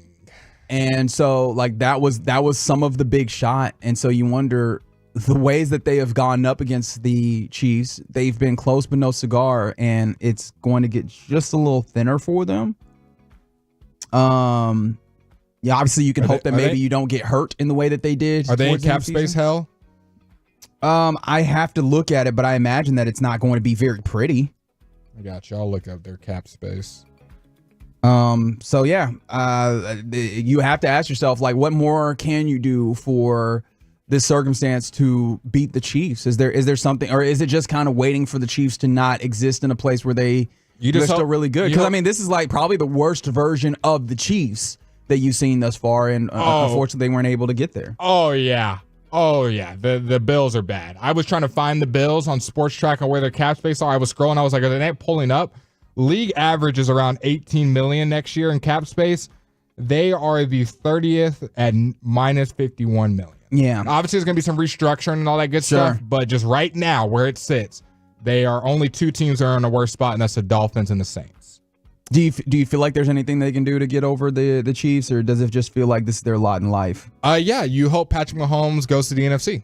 Wow. I don't know. I feel like, we talk about the ways in which, dynasties are open or windows are open for a long time. These things shift a little bit in over time. And I think that your best bet is just to kind of like give yourself more chances, because you do have a quarterback of a certain caliber as well, and an attack that's usually good. Like, it looks like you've broken into something with the offensive attack there. I think it's just giving yourself another shot, because I mean, you've had very, very close shots there that you're just hoping that one thing goes your way, I guess. Back to Jerry Jones's, we're around the rim, we're close. This is a team that I feel like is actually around the rim and actually does compete with the Chiefs, and it comes down to the final seconds. So all in is what you're saying? They are a team that I'm like, go all in, you're in cap space, just whatever, figure it out. In a way, they did go all in though, right? Yeah, like in some ways. Now, what do you think about this theory from the 214? Their only chances of Josh Allen could take Taylor Swift away from Travis. Hey, man. Josh Allen, good looking dude. Maybe got a chance. Maybe. That might be, sometimes it's more than football. Okay. I don't know what you're alluding to in particular, but we'll move along. Okay, next. Nope. It's like, we're not going there. Nope. Next team. Give me the Philadelphia Eagles. They made the playoffs, I think. They did make the playoffs, and they were very quickly jettisoned. How much of an upgrade are Kellen Moore and Vic Fangio over Brian Johnson and Sean Desai and Matt Patricia? Vic Fangio's an upgrade. Kellen Moore is a downgrade. Personal opinion. The tough thing about like the Kellen Moore portion or a lateral move. I mean, Vic Fangio, I feel good about that move. I agree. If you are the Philadelphia Eagles, because why go get a Fangio acolyte when you can just get Fangio, right? He was the dude who kind of has the defense that seems to be really, used across the league right now. Kellen Moore, I'm still not certain that like he's going to have. I want to see if he's capable of fitting what he does to the team that he has, because that's a relatively unique quarterback that you have, and I don't know that the way that he has called plays in the past is just going to fit in nicely with what the Eagles have, and so. I'm interested to see if he is capable in his, relatively early in his, coordinating career, although, obviously he's gotten a few years under his belt at this point, if he's capable of matching and, putting together an offense that fits what that team needs. But that's going to be a wildly interesting thing that is ultimately going to really be interesting 2 times next year. Really interesting 2 times next year narratively at the very And they're least. right a little above league average in cap space at about 20 million currently, so. They got some room to wiggle.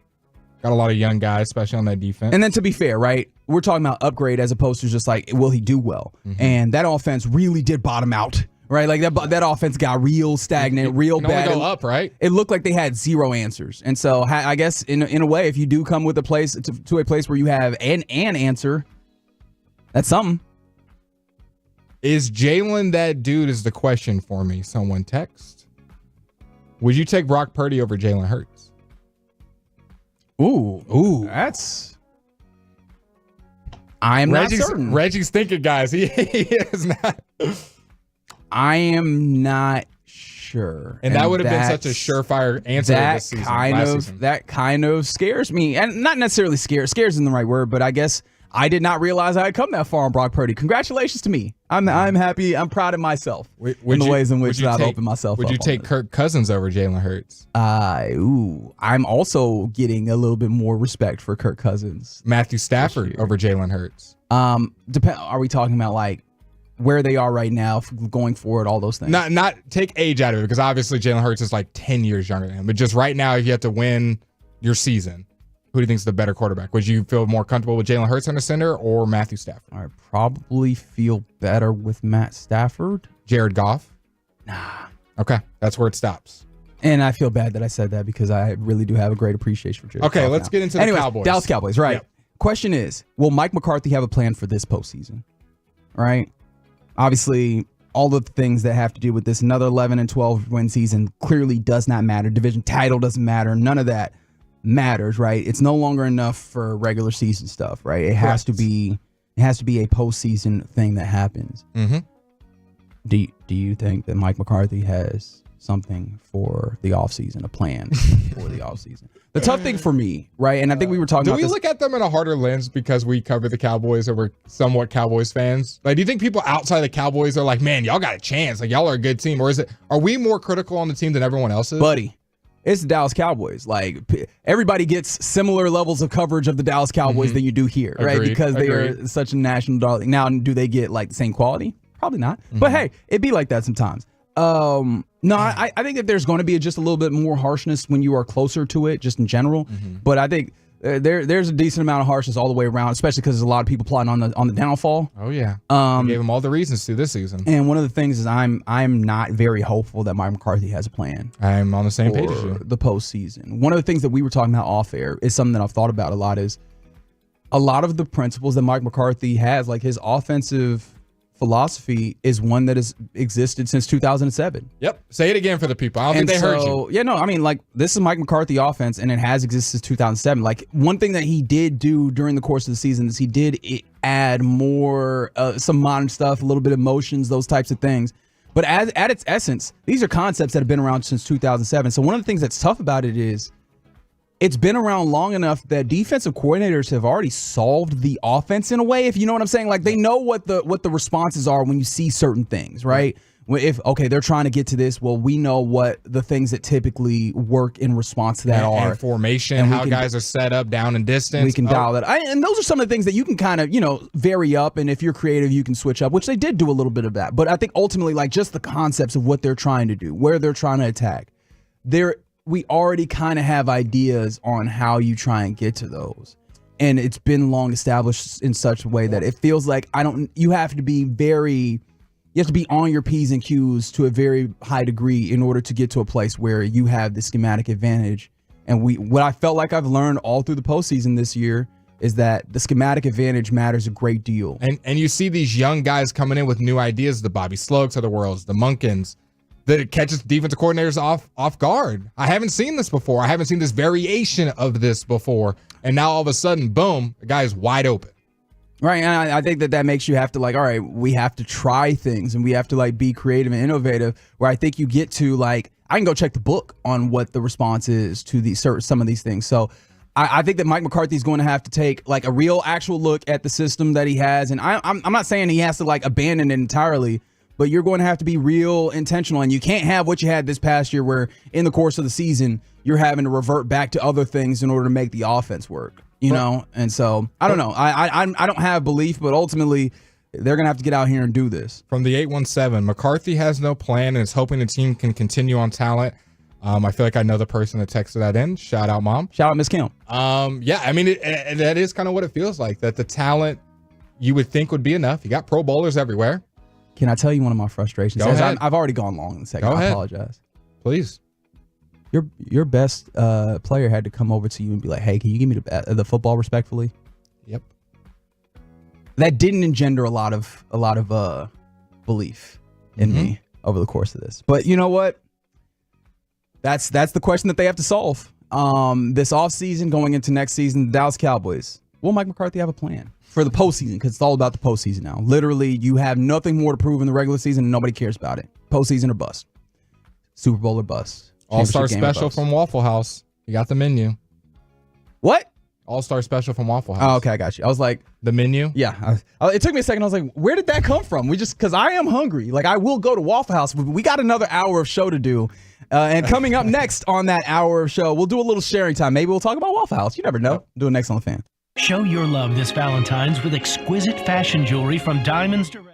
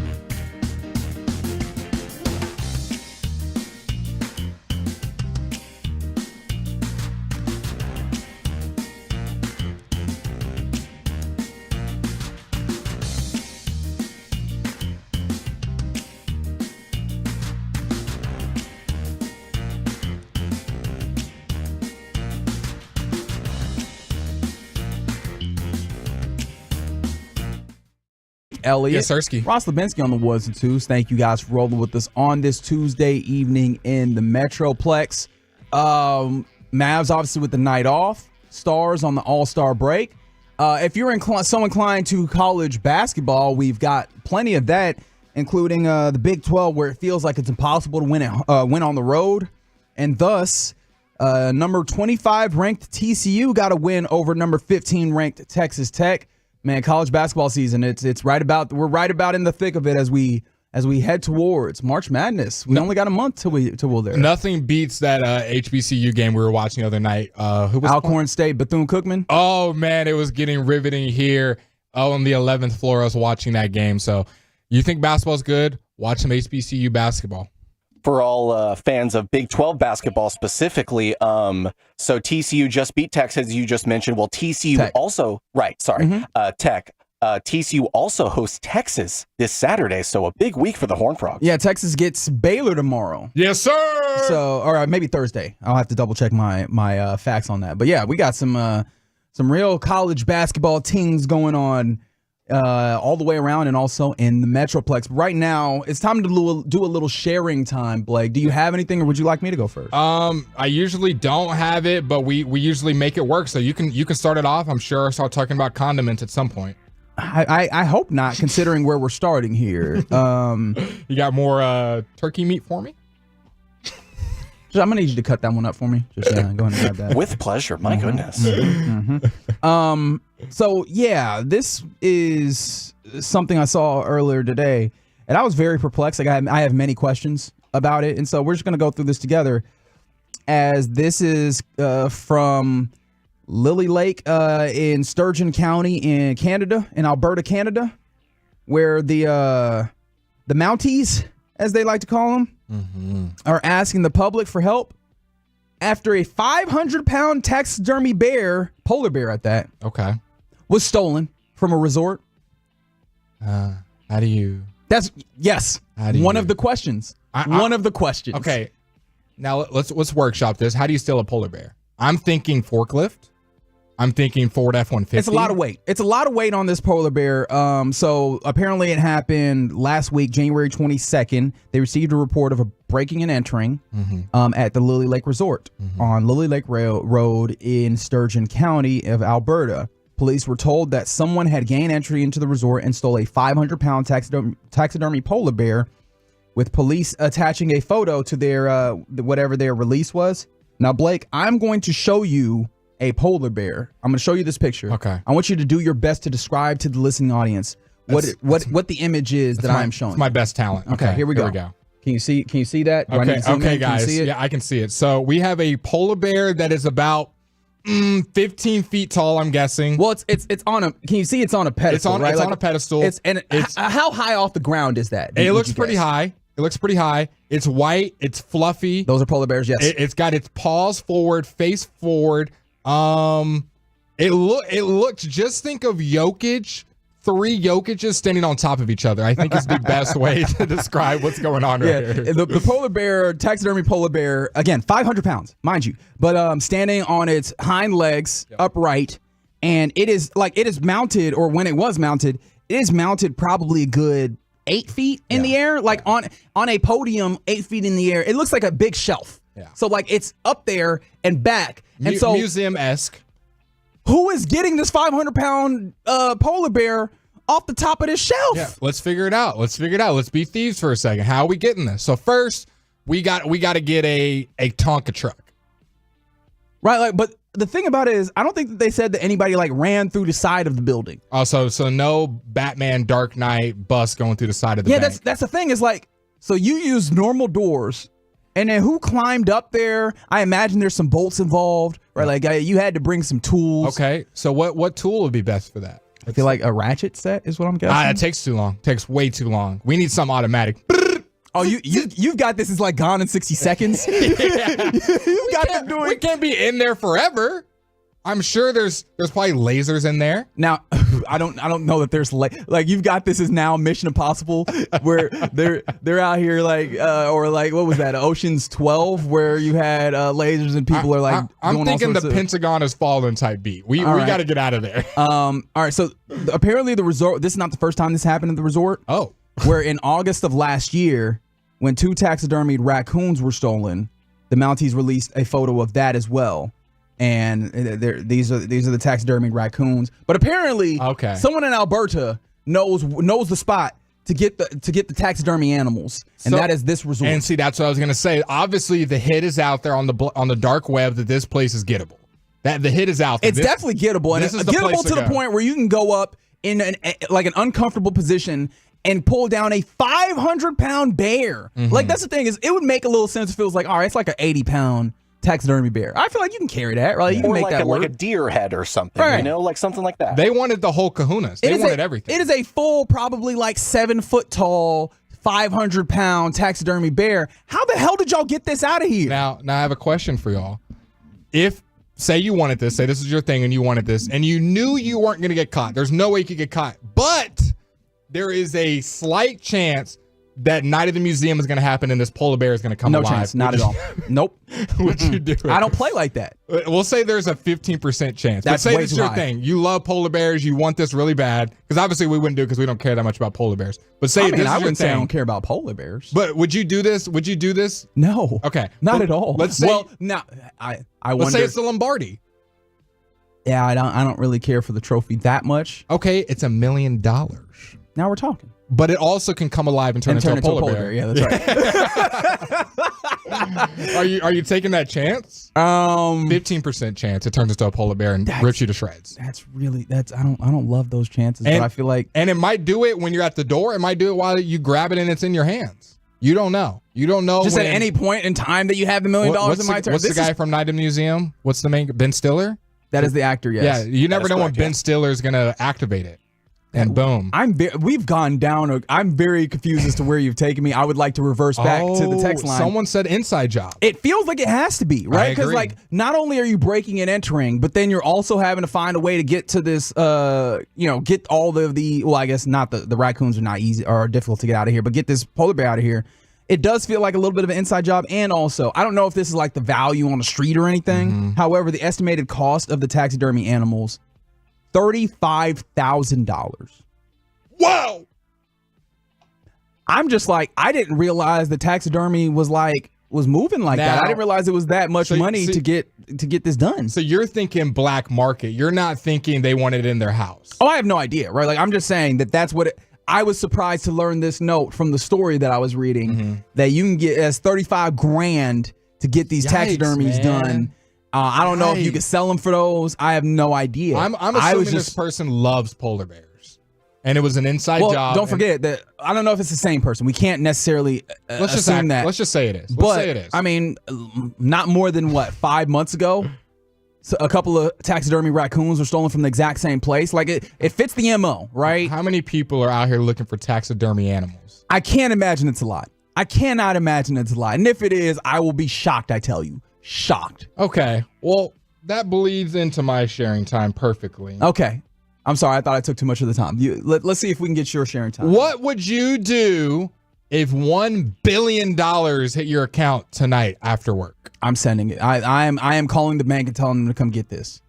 Okay. No, because people don't lose $1 billion and not come looking for it. So if you do the thing where you're like, oh well, let me spend this real quick, buddy. Whenever they come looking for that money and you don't got all of it, you better hope that they're nice about it. Let's just say Mark Cuban-esque, where all the employees got a raise. And see, that's a different thing about like here. That's somebody rightfully giving me. Let's say it's rightfully given. Okay, cool. $1 billion hits your account tonight. Yeah. What's your first couple steps? I hate this question because my answer is never fun. Go ahead. My answer is pay down debt. No, not even invest. We're getting to neutral first. I got to pay down debts. Okay. Right? Like you're paying all your debts. You're debt free. Boom. That's right. Okay. What's next? More TVs. More TVs.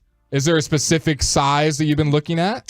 See, I already have in my mind what I want to do is I want to like get 4 big TVs all put together to make an even bigger TV. Yep. So if I need to, I can have 4 individual TVs, but then if we sync them all up, we can have one really big and TV. you got one feel Billy, me? so you see the vision? You're not getting the ones with the black lines in between. No. We doing this up. You're doing the nice one. Actually, I should probably start by getting a different abode. Like before we put up the TVs. That's probably fair. I should do a downtown penthouse suite or something. Like we gotta do this. You know what the best part is of you making that money too? If you do get that set up, you don't have to sweat a drop. It is taken care of for you. You just hire someone. Yeah. I love it. I think I'm going. I can't buy the Cowboys. Helicopter. That's not enough. Helicopter. I'm thinking jet ski. Can you think of just all the traffic you avoid with the helicopter? Yeah, I'm thinking I'm too scared to fly like that. I don't know if I'd do a helicopter. I would maybe hire a driver. That'd be nice. I like driving though. I do too, but if I didn't have to, that'd be nice. I'm hiring a driver in a Rolls Royce, sitting in the back with the curtains like Rick Ross. I'm getting a jet ski. That was a great one. I'm getting a jet ski. I'm hiring a personal chef. Actually, that's number one. Good answer. I'm hiring a personal chef. Answer. I ain't never got to cook. I love that. I ain't never got to cook ever, and I have it filleted for me every night. That's a great answer. Is there any sports team you're buying? Probably not for Billy. Would you buy a F1 car? No.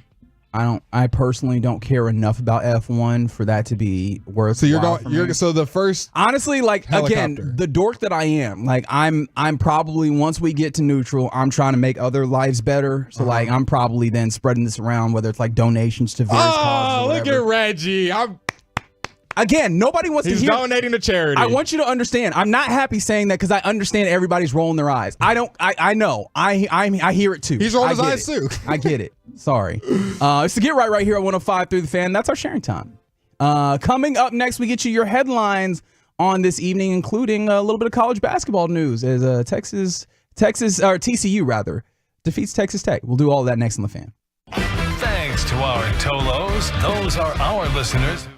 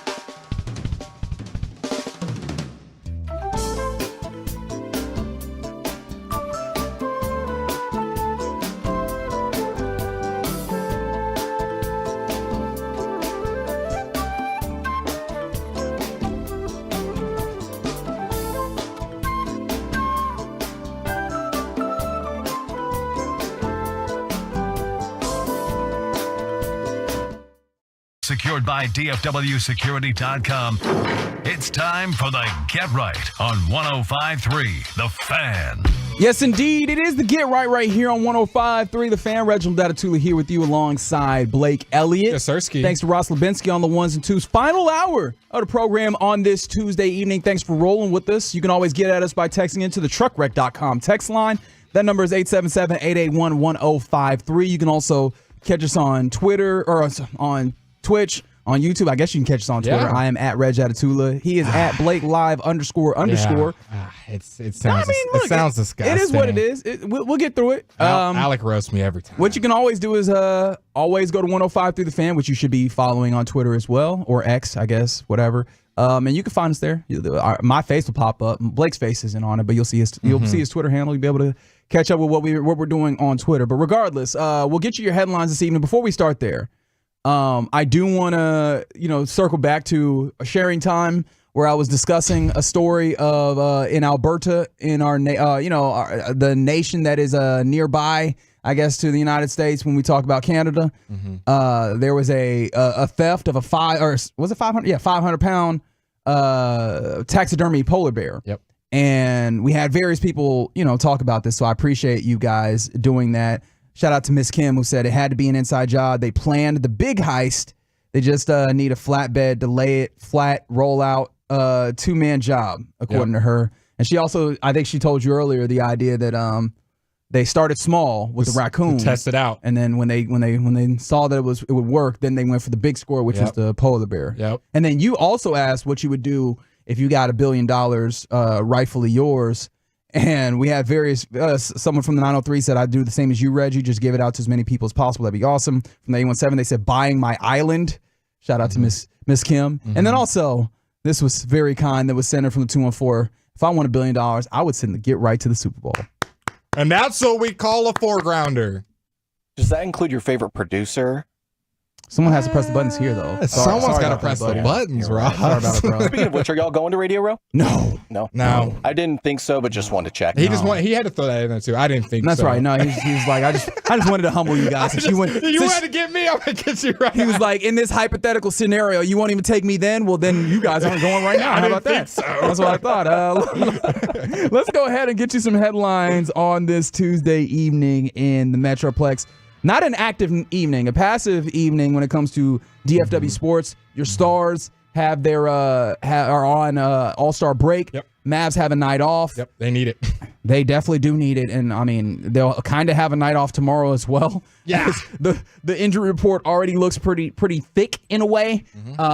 You double me up on this, like back me up on this to make sure I'm not getting this right or wrong. Rather, I want to get it right. Kyrie Irving out. Yep. Luka Doncic out. Yep. Who else is out? Distinct the entire starting five. Yeah, I was trying to remember which one of those three is definitely out compared to doubtful. Exum is doubtful. Derek Jones Jr. is doubtful. Yep. So Lively is out. Yep. So Kyrie out with the right thumb sprain. Luka out with the right ankle sprain. Derek Lively out with the broken nose that we saw last game. Broken nose, he's going to be out. Yeah. And then Derek Jones Jr. doubtful with the left wrist sprain. And then Dante Exum doubtful with the right knee. Bursitis? Bursitis. He's got a bruise. Okay, I was about to say, I don't want to mess that one up. No, you got it. You did it. Bursitis. See, you just had to, plow through that with confidence, and you was there. Yep. But what that does mean is you're going full second unit against the number one. Actually, are they still the number one team in the West? They might. I realize I haven't checked the standings. You're rolling probably Jaden Hardy, Tim Hardaway, Josh Green, Grant Williams, and Maxi Cleveland. Yep, against the number one team in the West with one of the best defenses in the league, the Minnesota Timberwolves. And you don't want to hear me read the bench. Yeah, vaya con Dios, as I like to say. Godspeed to your Dallas Mavericks. However, some other headlines to account for, and this might not sound like the best either, as Corey Seager, World Series MVP, Corey Seager. He underwent sports hernia surgery, and so with that being the case, that happened today. Chris Young told reporters, and so the team is hopeful in quotes, that Corey Seager will be ready to play come opening day. But yes, this will likely take him out, and obviously, I mean, not likely, it will take him out for spring training. And so with that being the case, apparently the injury first occurred in the postseason at some point. Yep. And initially they thought, it was just going to be a rest situation. And then once he got back to his activities, he'd be fine. But once he did get to his offseason activities, just didn't feel right. I know that Jared Sandler was talking about this earlier in Hot Stove. And so with that being the case, they elected to do the surgery with hopes that he can get there for the start of the season. But it was odd. I mean, I saw it and I was like, it's good that, opening day is still like the timeline that they're hoping for. And I imagine even if he doesn't hit that within the first few weeks, he'll be with your Rangers. So you're not going to miss a lot of time, if any. But that's just another guy that's injured that's going to have to make their way back for this team. And of course, it was something that just kind of, it's better circumstance if he gets it all the way right. But that's a tough thing to hear. You definitely need him to be the team that you were last year. So you're hoping 100%. that he can get that right and be ready, because you know how injury ridden this team has been. And then something we forgot to mention when we were talking Mavs, Derek Lively, he does have a broken nose, but he did make the Rising Stars game, part of the rookie class. So he will be participating in All-Star Weekend, part of that Rising Stars rookie game, rookie versus sophomore game, as part of one of the rookies that was selected. Yeah, I think that Rising Stars game, we'll see Victor Wembanyama and Chet Holmgren as well. It should be really fun, that game, when you get to that point, especially because you just have those young cats that are really interesting. I just think it's funny. 6 guys were selected in front of Derek Lively, and 6 of those guys, more than 6 guys were selected, but 6 guys that were selected in front of Derek Lively did not make this game. So some people were crucifying the pick. Get this guy, get that guy. Well, I think when they got that pick, though, I think a lot of people kind of came around to the idea that, okay, that looked pretty good, and then very quickly. Remember, everyone wanted Jarris Walker. That was a heavy, let's get Jarris Walker, and he,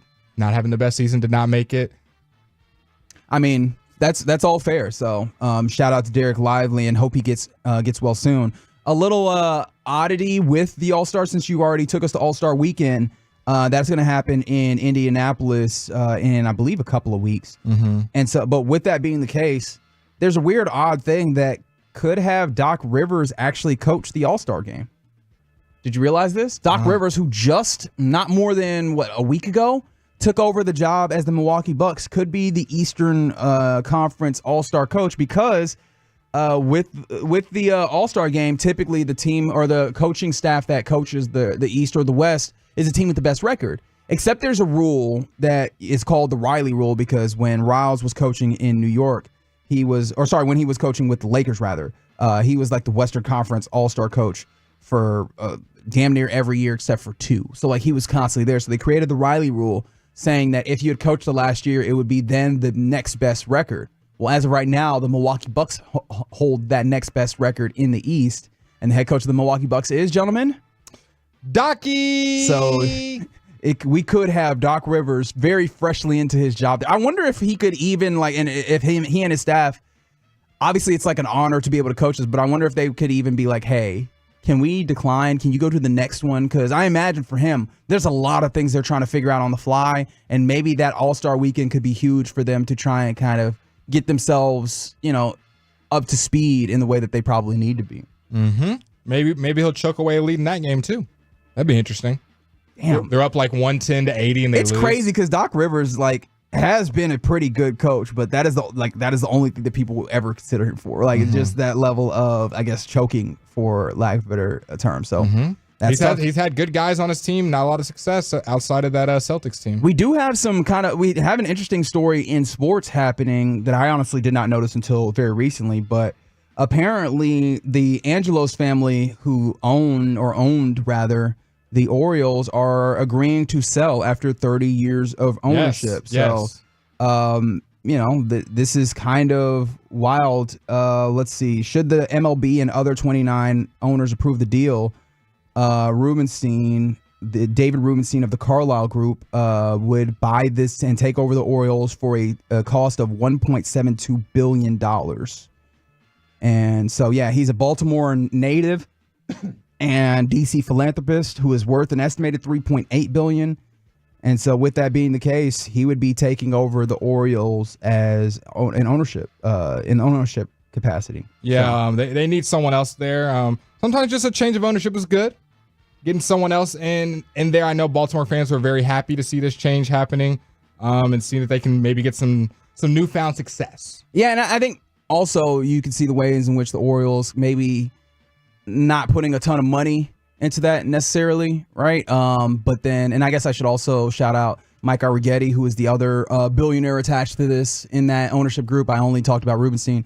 But, hey, man, like, I wonder if you get a couple of private equity billionaires that have a whole bunch of money, if they are willing to put more into payroll and salary and, help that thing. Because I know everybody talked about how young and how talented they were with that youth. Shout out to John Smoltz. But, hey, man, if they have John Smoltz, man. If they have an opportunity to inject some more, cash flow into that, I'm interested to see what they could ultimately do with that circumstance. I said it was cold earlier. Now I'm burning up. The jacket's come off. The jacket's off. What is up with your temperature regulation, dog? I don't know. Maybe what happens when your temperature keeps going up? Because the same thing was happening in my house. I was super sweating. Then I was just cold. Are you thinking what I'm thinking, Ross? What's happening with me? When you're like hot and then cold, Reggie.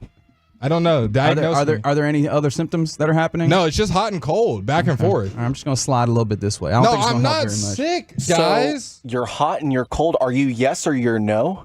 Is it Uchiwali or is it one more? Oh, he's got the spray bottle. I turned around, guys. He's gonna hit me with the Brian. Hey man, Broaddus if I gotta special. get this Clorox off, I'm gonna get this Clorox off because you're not gonna get me sick. That's the Broaddus special, right? I'm gonna tell you right now, you're not going to get me sick. I was sick seeing this. Oh, nice. This news. Yeah, I got a little transition in my bag. You feel me? The Steelers, who fired Matt Canada, a notoriously, widely disliked offensive coordinator, are hiring one that I don't know that I'm sold on. Yeah, interesting. Arthur Smith, previously the Falcons head coach, and before that he was the offensive coordinator with the Tennessee Titans, will now be the new offensive coordinator for the Pittsburgh Steelers. Let's go Steelers, baby. You go from Canada to Arthur. And do you believe Arthur Smith is a good coordinator? They can run the ball. That's for sure. They can run that ball. I don't know that I knew for certain that he was great at being a coordinator, but he got a lot of credit for that Tennessee Titans offense, which obviously really was revolved around Derrick Henry. That Falcons offense never really struck me as wildly inspiring. And so I found it interesting I think a lot of innovative young coordinators out there that the Steelers ultimately decided to go with Arthur Smith. Arthur Smith. I know when Steelers fans saw that cross their timeline, they said, we're in for a doozy, man. Yeah. We're in for a doozy. And there's a couple of teams that will definitely have really good coordinators as the Bobby Slowick and Ben Johnson. We talked about this in Around the NFL. Both of them, offense coordinators for the Texans and the Lions respectively, both said that they will remain with their teams. Ben Johnson letting the Commanders and the Seahawks know that he would not be continuing in those searches, that he would remain to work with the Lions for another season at the very least. And I know Bobby Slowick, offensive coordinator for the Texans, they actually got an extension done with him for him to remain with the Texans. Show me the money. I wonder if that keeps him there for even longer, or if this is just another one more year, and then you'll see what the market is in the offseason. But ultimately, both of those teams get a chance to run it back in a way with teams that I think a lot of people they were darlings to a lot of people that were watching them. So those are a couple of teams, one in the AFC, one in the NFC, that get to keep building towards the things that they had. Yeah, it's these young guys, we're seeing that they're able to take their teams to the next level. When we were talking about earlier, with this innovative passing culture that maybe teams haven't seen, and Ben Johnson and Bobby Slowick seem to have figured it out with Jared Goff and CJ Stroud and made these quarterbacks better than maybe some people thought they were going to be this year. So why stray away from this? You've seen it with the Eagles when you try to take away and you let these guys leave a Shane Steichen, and now your offense and your quarterback doesn't look as good. And they're like, do we want that to happen? Here's the money. Stay. Let's keep getting better every year. Some other news, and I guess NFL news. The Chargers hired Ravens executive Joe Hortzis as their new general manager. The Chargers are absolutely putting this thing together in a way that it should be. I mean, you got to get good quick, though. Like, I know one thing about Jim Harbaugh, rather. Very good at coaching teams. Also, not the easiest man to deal with. Like, he grates on folks. And so I imagine you got a good 3-4 seasons to try and get this thing popping with a quarterback already ready to go. So get a guy in player personnel who had been the director of player personnel for the Ravens. That's a team that you look at. They look pretty good at player personnel, right? And so the Chargers are going to bring that along, and they're going to try with Jim Harbaugh to get this thing popping extra quickly. Some other things that happened, but I did tease this, so I should get to it.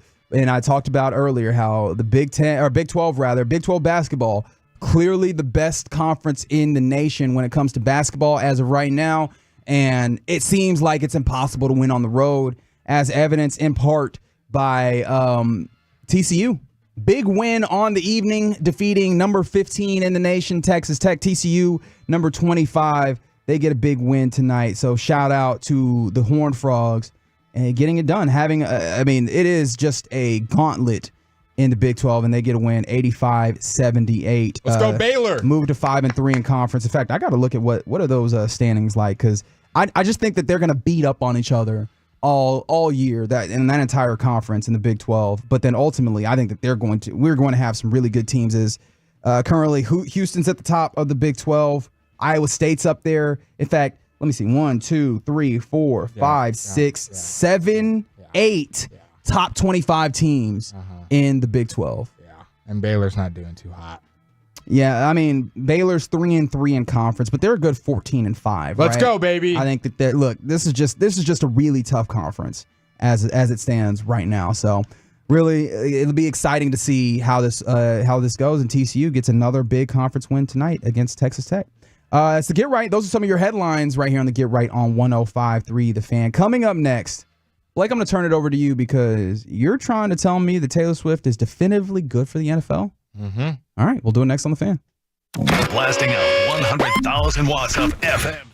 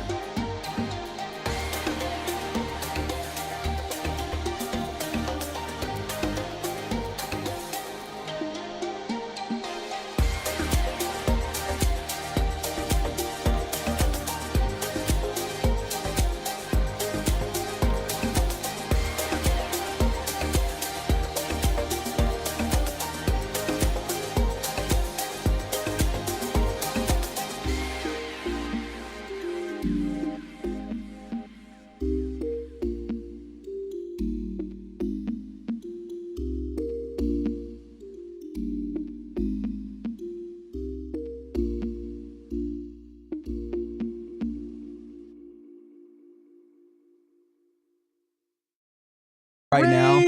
But regardless, we're going to fight through it to get through this final hour of the Get right here on 105.3 The Fan. From the 214, they say, good evening, Get Right. Before the Taylor Swift conversation starts, what do you think about the Rangers picking up Blake Snell as a starting pitcher? Obviously not coming off a major surgery.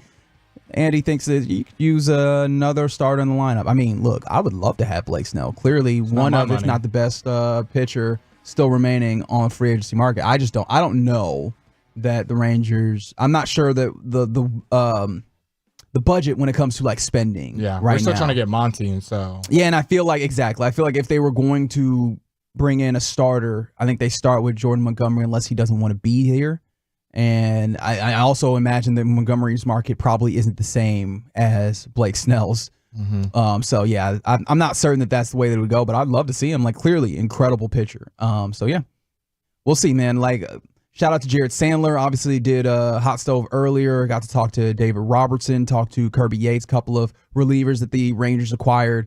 But yeah, I it's crazy though. The free agency market hasn't like settled, but feels like the last few years that's gone into training or into spring training. So it seems like we still got time to figure out what's happening when it comes to what this rotation will look like going into the season.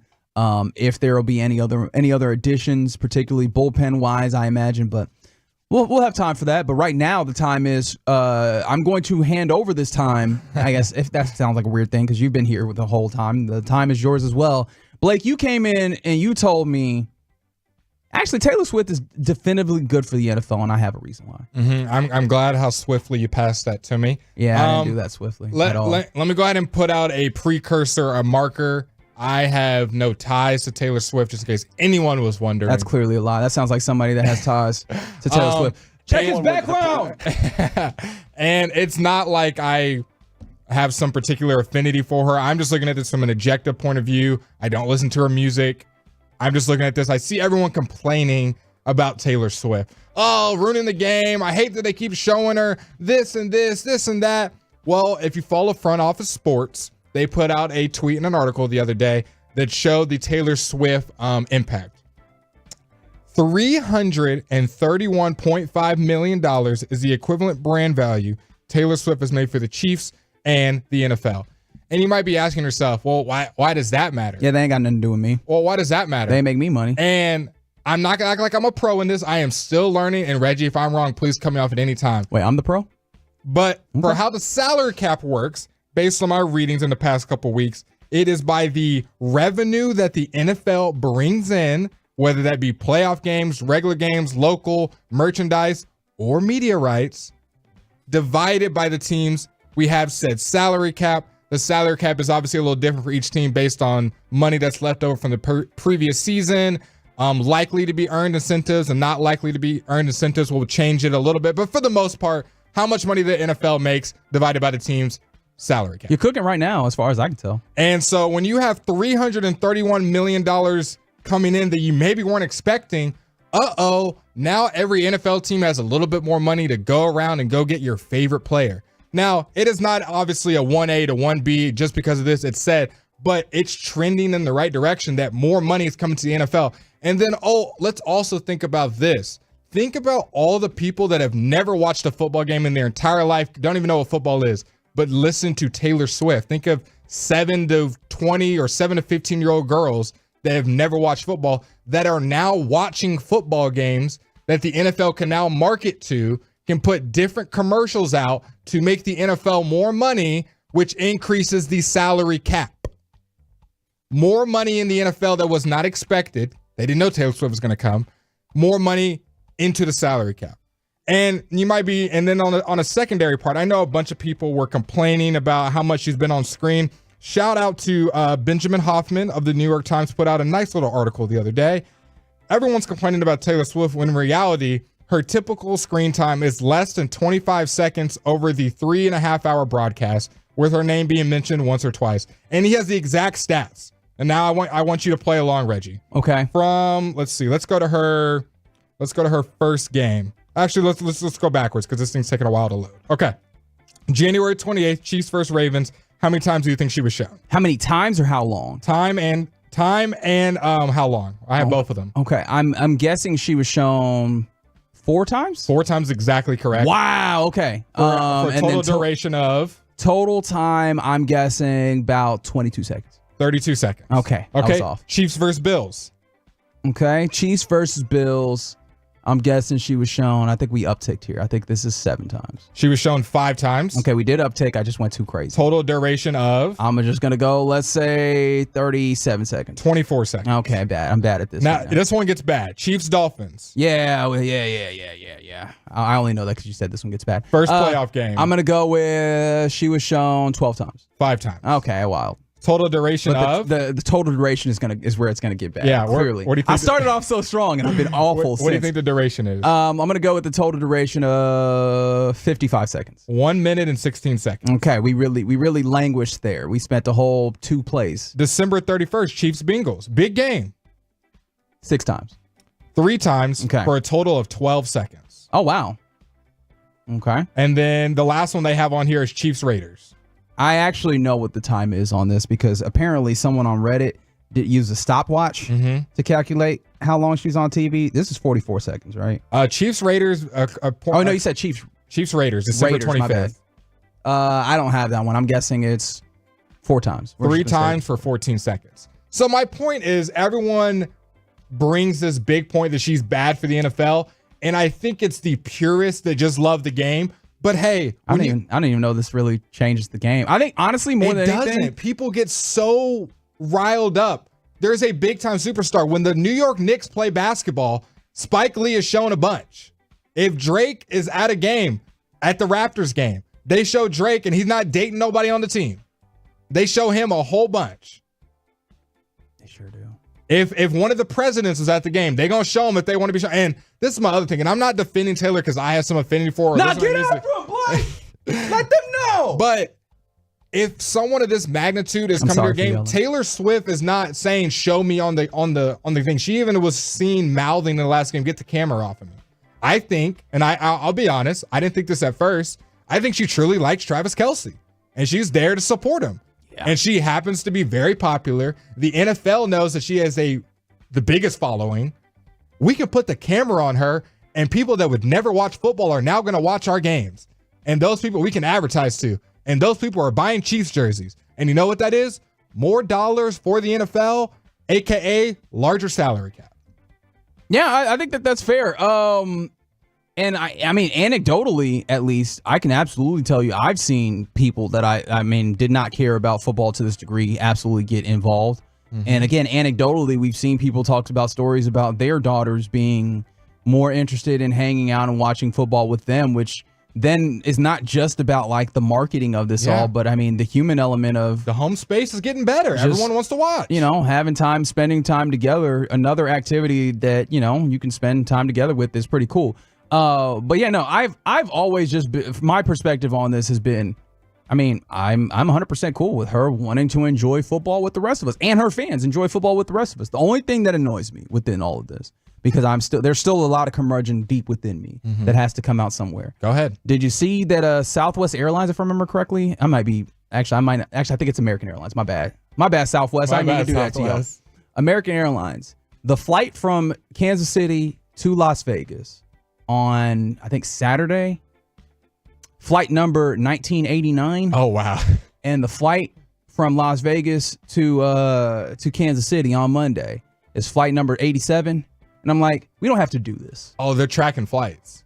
Not just track. Like, do you know what those numbers represent in that instance? No, I'm guessing Taylor Swift's on there, but I would assume she flies private. No, it's not her flight. Oh. They just numbered the flights. Oh, 87 is Travis Kelce's number. 1989 refers to one of her albums. One of her albums or whatever. Okay. And I was just like, we don't have to do this. Yeah. Right? Like, we don't have to do this thing where everybody tries to ride the wave. And that's more about like the corporate of this all, where it's just like, all right, like this is a thing that's happening. Like, please don't run it into the ground. Yeah. Like, I heard some people saying it's bad for the NFL showing. I'm like, this is just like every other big time star being at the game. Now, if she was sitting at her house and they were somehow getting a camera there, that's different. She's at the game. She's dating one of the best players on the field. They're going to show her. It's not like Travis Kelce is just warming up and he scores a touchdown and they show him. Now, here's my only grudging. Okay.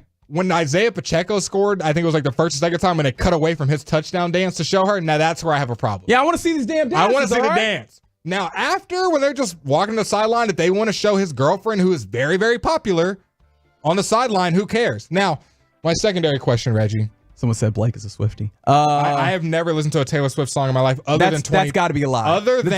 You've heard it by osmosis. Other than, Come on. not by choice. The only song that I put on by choice, and I'll be completely honest, is 22 when I turned 22 years old. You got to. I don't that's think a you ritual. have to, but that's it's a ritual. fine. Other than that, I don't. Okay, blank space. I lied. Blank space. I don't know. Was it out when I turned 22? I'm not sure if that's Blank space and 22 are the only ones that I've listened to. Like, not even like one of her songs from like Fearless and like The Wild. What are you naming? What are those? I'm not gonna lie. I don't know what you're Rock talking about. Solid album. I wouldn't have guessed. That's those like names. the I don't know. It's her first album, but that's the one with like. I'm not a Swiftie. I don't know. All of her, like when she was country. Okay, I can't Story, tell you. There's like a couple of other ones. Now here's my. But secondary again, question. everything does not have to be for me, and I think this is one of the problems with it. Is it feels like a lot of folks operate from a place of like kind of entitlement, where it's like I need everything catered to my taste. Yes. And I don't. I'm like, that's fine. Someone else is enjoying this. There's plenty here that I'm enjoying, so I'm cool. I'm chilling. Go on your phone for those 9 seconds. She's on the TV. And I do. What other? But that's because I'm mostly on my phone all the time anyways. Do you think any other person could generate this $331 million? I think Beyonce.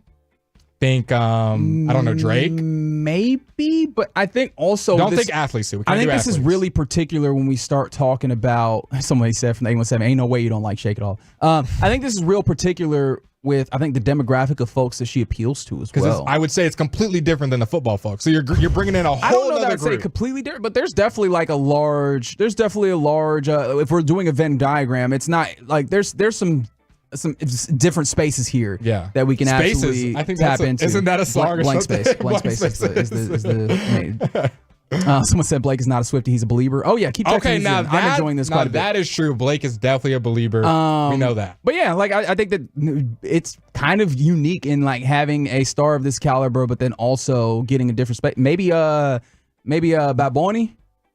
I don't think he brings in like that. I think he does bring in. Don't get me wrong. I'm not saying these people Bad don't Bunny bring in. is like the biggest international superstar that we have. You think you replace Bad Bunny? Let's just say in a hypothetical that he's related or whatever. They show him on camera the same amount. You think he brings in $331 million for the company? I don't know.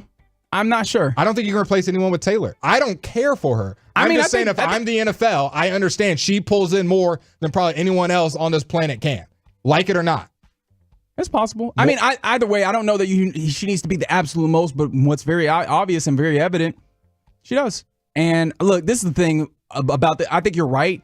I don't have to care about the NFL's pockets, but I also it just does not strike me as like that much of an inconvenience. I think that's the thing for me where it's just like, and then also nobody's getting over on me on this. It's just like she is there enjoying her, her man, and she's enjoying football as well. She be getting lit. She be turning up like she gets down with it. She's not up there, pretzels. What's the thing? Cheese board and suits. What's the saying? Did you say suits? When you're like not getting rowdy. When you're like a wine and cheese crowd. Is that what wine and cheese crowd? Yeah, I was trying to get to where you were talking about. She's not wine and cheesing up there. She's getting lit. She's going crazy. Cussing up there, clapping her hands, jumping around. So I can appreciate it. Attempting to swag surf. As much as I cringe, I can appreciate it. She's trying her hardest. All right. So there you go. Taylor Swift, good for the NFL, at least when it comes to the money. I did appreciate the idea that, hey man, a lot of money coming in, and that stretches the salary cap ever so slightly. Blake is glazing. Can't convince me, Blake. I had a feeling most of y'all would not agree, but hey, I'm just speaking facts, not my personal opinion. All right. It's the Get Right here on 105.3 The Fan. I appreciate that, Blake. Thank you. Coming up next, it's only time for the final call, and we do it next on The Fan. Coming up Wednesday morning on Sean and RJ, we'll chop it up during the Expressway, and Matt Pittman.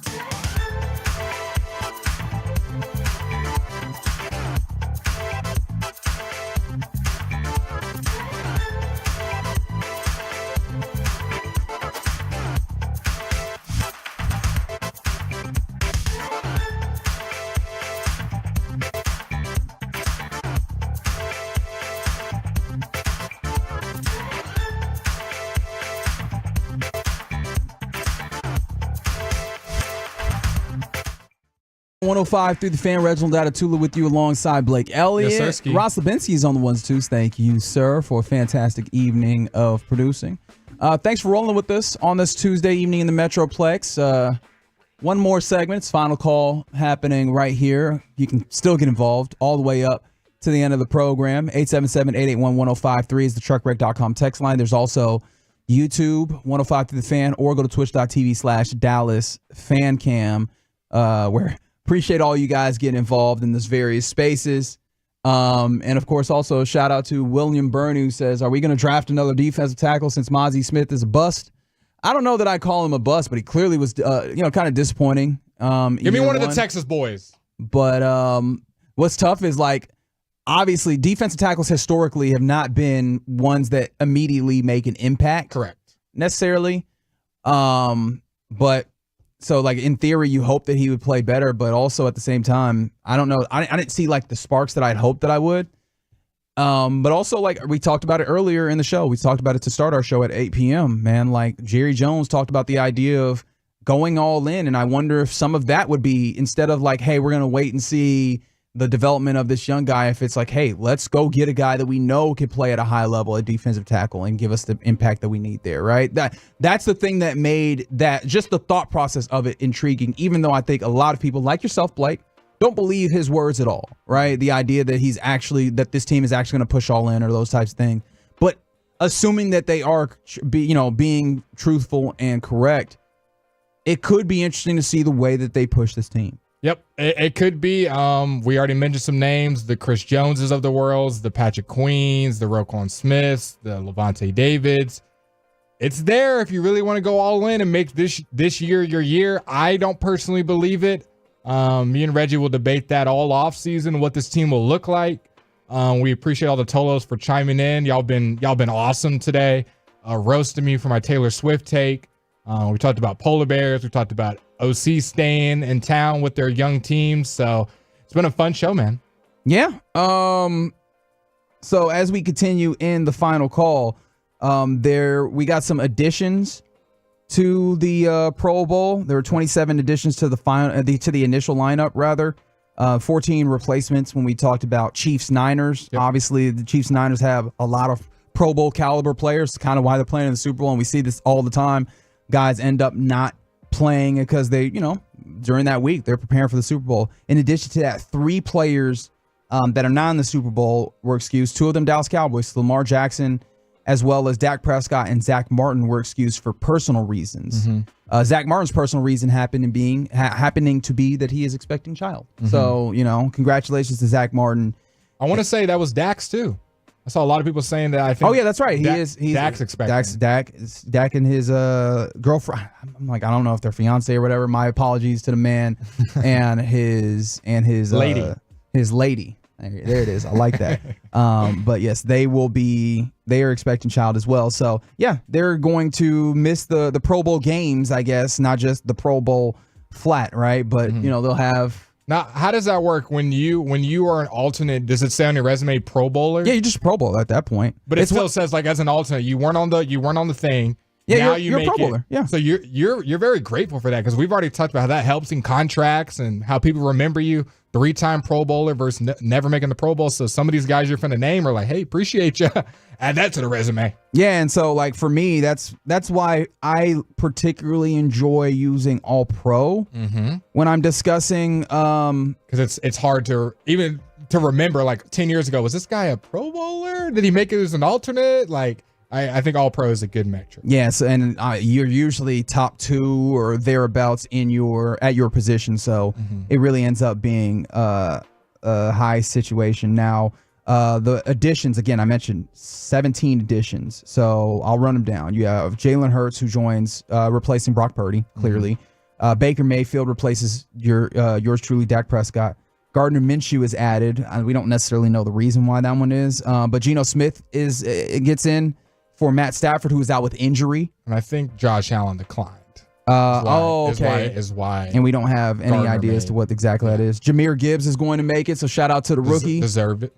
He's in because of Christian McCaffrey playing in the Super Bowl. CJ Ham is a fullback who is in because Kyle Juszczyk, number 44, big man, is in the Super Bowl. Amon-Ra St. Brown makes it for A.J. Brown. Stephon Diggs for Amari Cooper, who's injured. Oh. So A.J. Brown and Amari Cooper both injured. DK Metcalf makes it in for Mike Evans, who was injured. Evan Ingram makes it in for Kelsey. Tristan Wirfs makes it in for Trent Williams. We got some big men. Kevin Zeitler, Wyatt Teller, Ryan Kelly. Let's see. DeForest Buckner makes it in for Chris Jones. Will Anderson gets to make it. So shout out to that rookie. He really deserved it this year. Agreed. And for Max Crosby, who was injured. Jeremiah Owusu-Koramoah, who actually had a great year for that Browns defense as well. JOK. He'll make it in for TJ Watt, who's injured. Darius Slay makes it in for Charvarius Ward. Nick Bellore makes it in for Jalen Reeves-Maybin, 2 players whose names that I never think about because they are special teamers. But there you go. Those are a lot of the additions that made it. And so from the 214, why even have a Pro Bowl at this point? I actually want to bring this up to you because I know there's a poll that goes around, and one of the poll questions was, if you were to deal with the Pro Bowl, would you no Pro Bowl, go back to the old Pro Bowl, or continue with the Pro Bowl games? Which of those 3 options do you feel like is preferable? This might not be the popular choice, but I feel like where we're at is the best space because everybody says they want the Pro Bowl to be legit until one of your players gets hurt.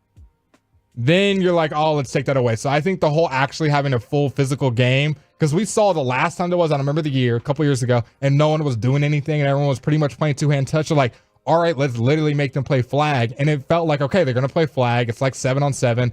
Let's enjoy this. They're not going to take it seriously. It's for our enjoyment. It's just for casual games. It's more the honor or the fun of taking your family out there and saying you made it.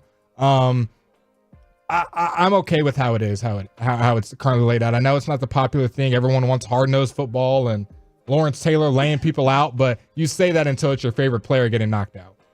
Well, and then on top of that is we need something on that week, right? Like when I say we, the NFL needs something, right? And as much as not a lot of people watch the Pro Bowl games, somebody gonna watch the Pro Bowl games. Like this is going to be some level of content for their, for ESPN, their television sponsor or their television partner. So like having something there matters. And so I saw 3 Cowboys made it. This is per Dallas Cowboys public relations. Maybe I'm wrong, but it says Jake Ferguson is making it in place of George Kittle, who is obviously in the Super Bowl. DeMarcus Lawrence making it in place of Nick Bosa, who's obviously in the Super Bowl. And then Tyler Smith is the person replacing Zach Martin. Yeah, those guys all make it. So your Pro Bowlers are Brian Anger, Brandon Aubrey, Deron Bland, Jake Ferguson, CeeDee Lamb, DeMarcus Lawrence, Michael Parsons, and Tyler Smith. Those are your Dallas Cowboys. A lot of talent in the Pro Bowl. Absolutely. A lot of talent in the Pro Bowl. So, hey, wait, let me make sure I got this right. Am I getting out too early here? Let's see. Oh yeah, I got a little time. All right. I got one for you if you have a second. Feel free. Go for it. Top selling NBA jerseys. Love a good list. Oh, as of right now? Yes. Who do you think is number 1? I'll give you a hint. 9 of these players are in the West. The other 6 are in the East. I feel like we're still in LeBron territory. LeBron is number 3 this year. Okay. All right. Are people buying Wemby jerseys like that? Wemby is number 4. Okay. All right. So I got 2. I got 3 and 4. Let me see if I try not to make this too hard on myself. Go ahead. Just name popular players. Let me see. You're missing one super popular player that's on our screen right now. I don't know. What screen? Oh, Steph Curry's up there. Steph Curry is number 1. Yeah, I was like, wait, hold on. What's happening? Okay, you have 1, 3, and 4. Yep. I keep wanting to say a few of them, but I'm just like, I don't know how solid these numbers are. All right, he's not going to be up there. Is Anthony Davis still up here? Anthony Davis did not make the top 15. Okay. It's weird because I never feel like Jokic is that high. Is Jokic in there? Jokic is number 14. Okay. Luka's got to be up here. Luka's number 6. Okay, very good. Is Devin Booker in here? Devin Booker's number 7, right? Okay. Right behind his dad. One more Suns player. Is Kevin Durant in here? Kevin as well? Durant's number 8. Okay, all right. You're missing 2 and 4 or 2 and 5 on that. That's what's interesting. I'm trying to figure out who exactly. Both in the East. Yeah. Oh, okay. I'm only thinking the West. Yeah. My bad. Tatum's got to be in here. Tatum is number 2. Okay. And more then player in the East. I feel like Jalen Brunson's up here. Right? Brunson is not in the top 15. Okay. I was like, New York Knicks will get out here and buy these jerseys, buddy. Let's see. Missing a very popular Embiid? player in the East. Embiid is number 12. Giannis. Giannis is number 5. Okay. So you're missing number 9, 10, 11, 13, and 15. And all of these are young guys. Somebody mentioned SGA. SGA did not make it somehow. That one did surprise me. Did Tyrese Maxey also make it? Maxey is number 9. Okay. One more old guy and 3 young guys. What teams? Because I'm running out of time here. East, same team as the Bucks. Or same as Giannis. Dame. Dame That's is number my bad. 10. I should have said that one. One guy is hurt. One guy plays for a terrible team, and one guy the Mavs just beat. Or they just got beat by the Mavs. Just give me the names because I don't got the time for it. Ja Morant. Yeah, I should have said that. De'Aaron Fox is 15. Fair enough. And LaMelo Ball is 13. Wouldn't have gotten that one. Yep. It's the Get Right here on 105 through the Fan. Thanks for hanging out with us. We will be back tomorrow. I'll be back tomorrow to get you right. Until then, y'all have a wonderful evening and be easy. Peace. Be blessed. The Fan continues to grow because of you, our listener teammates.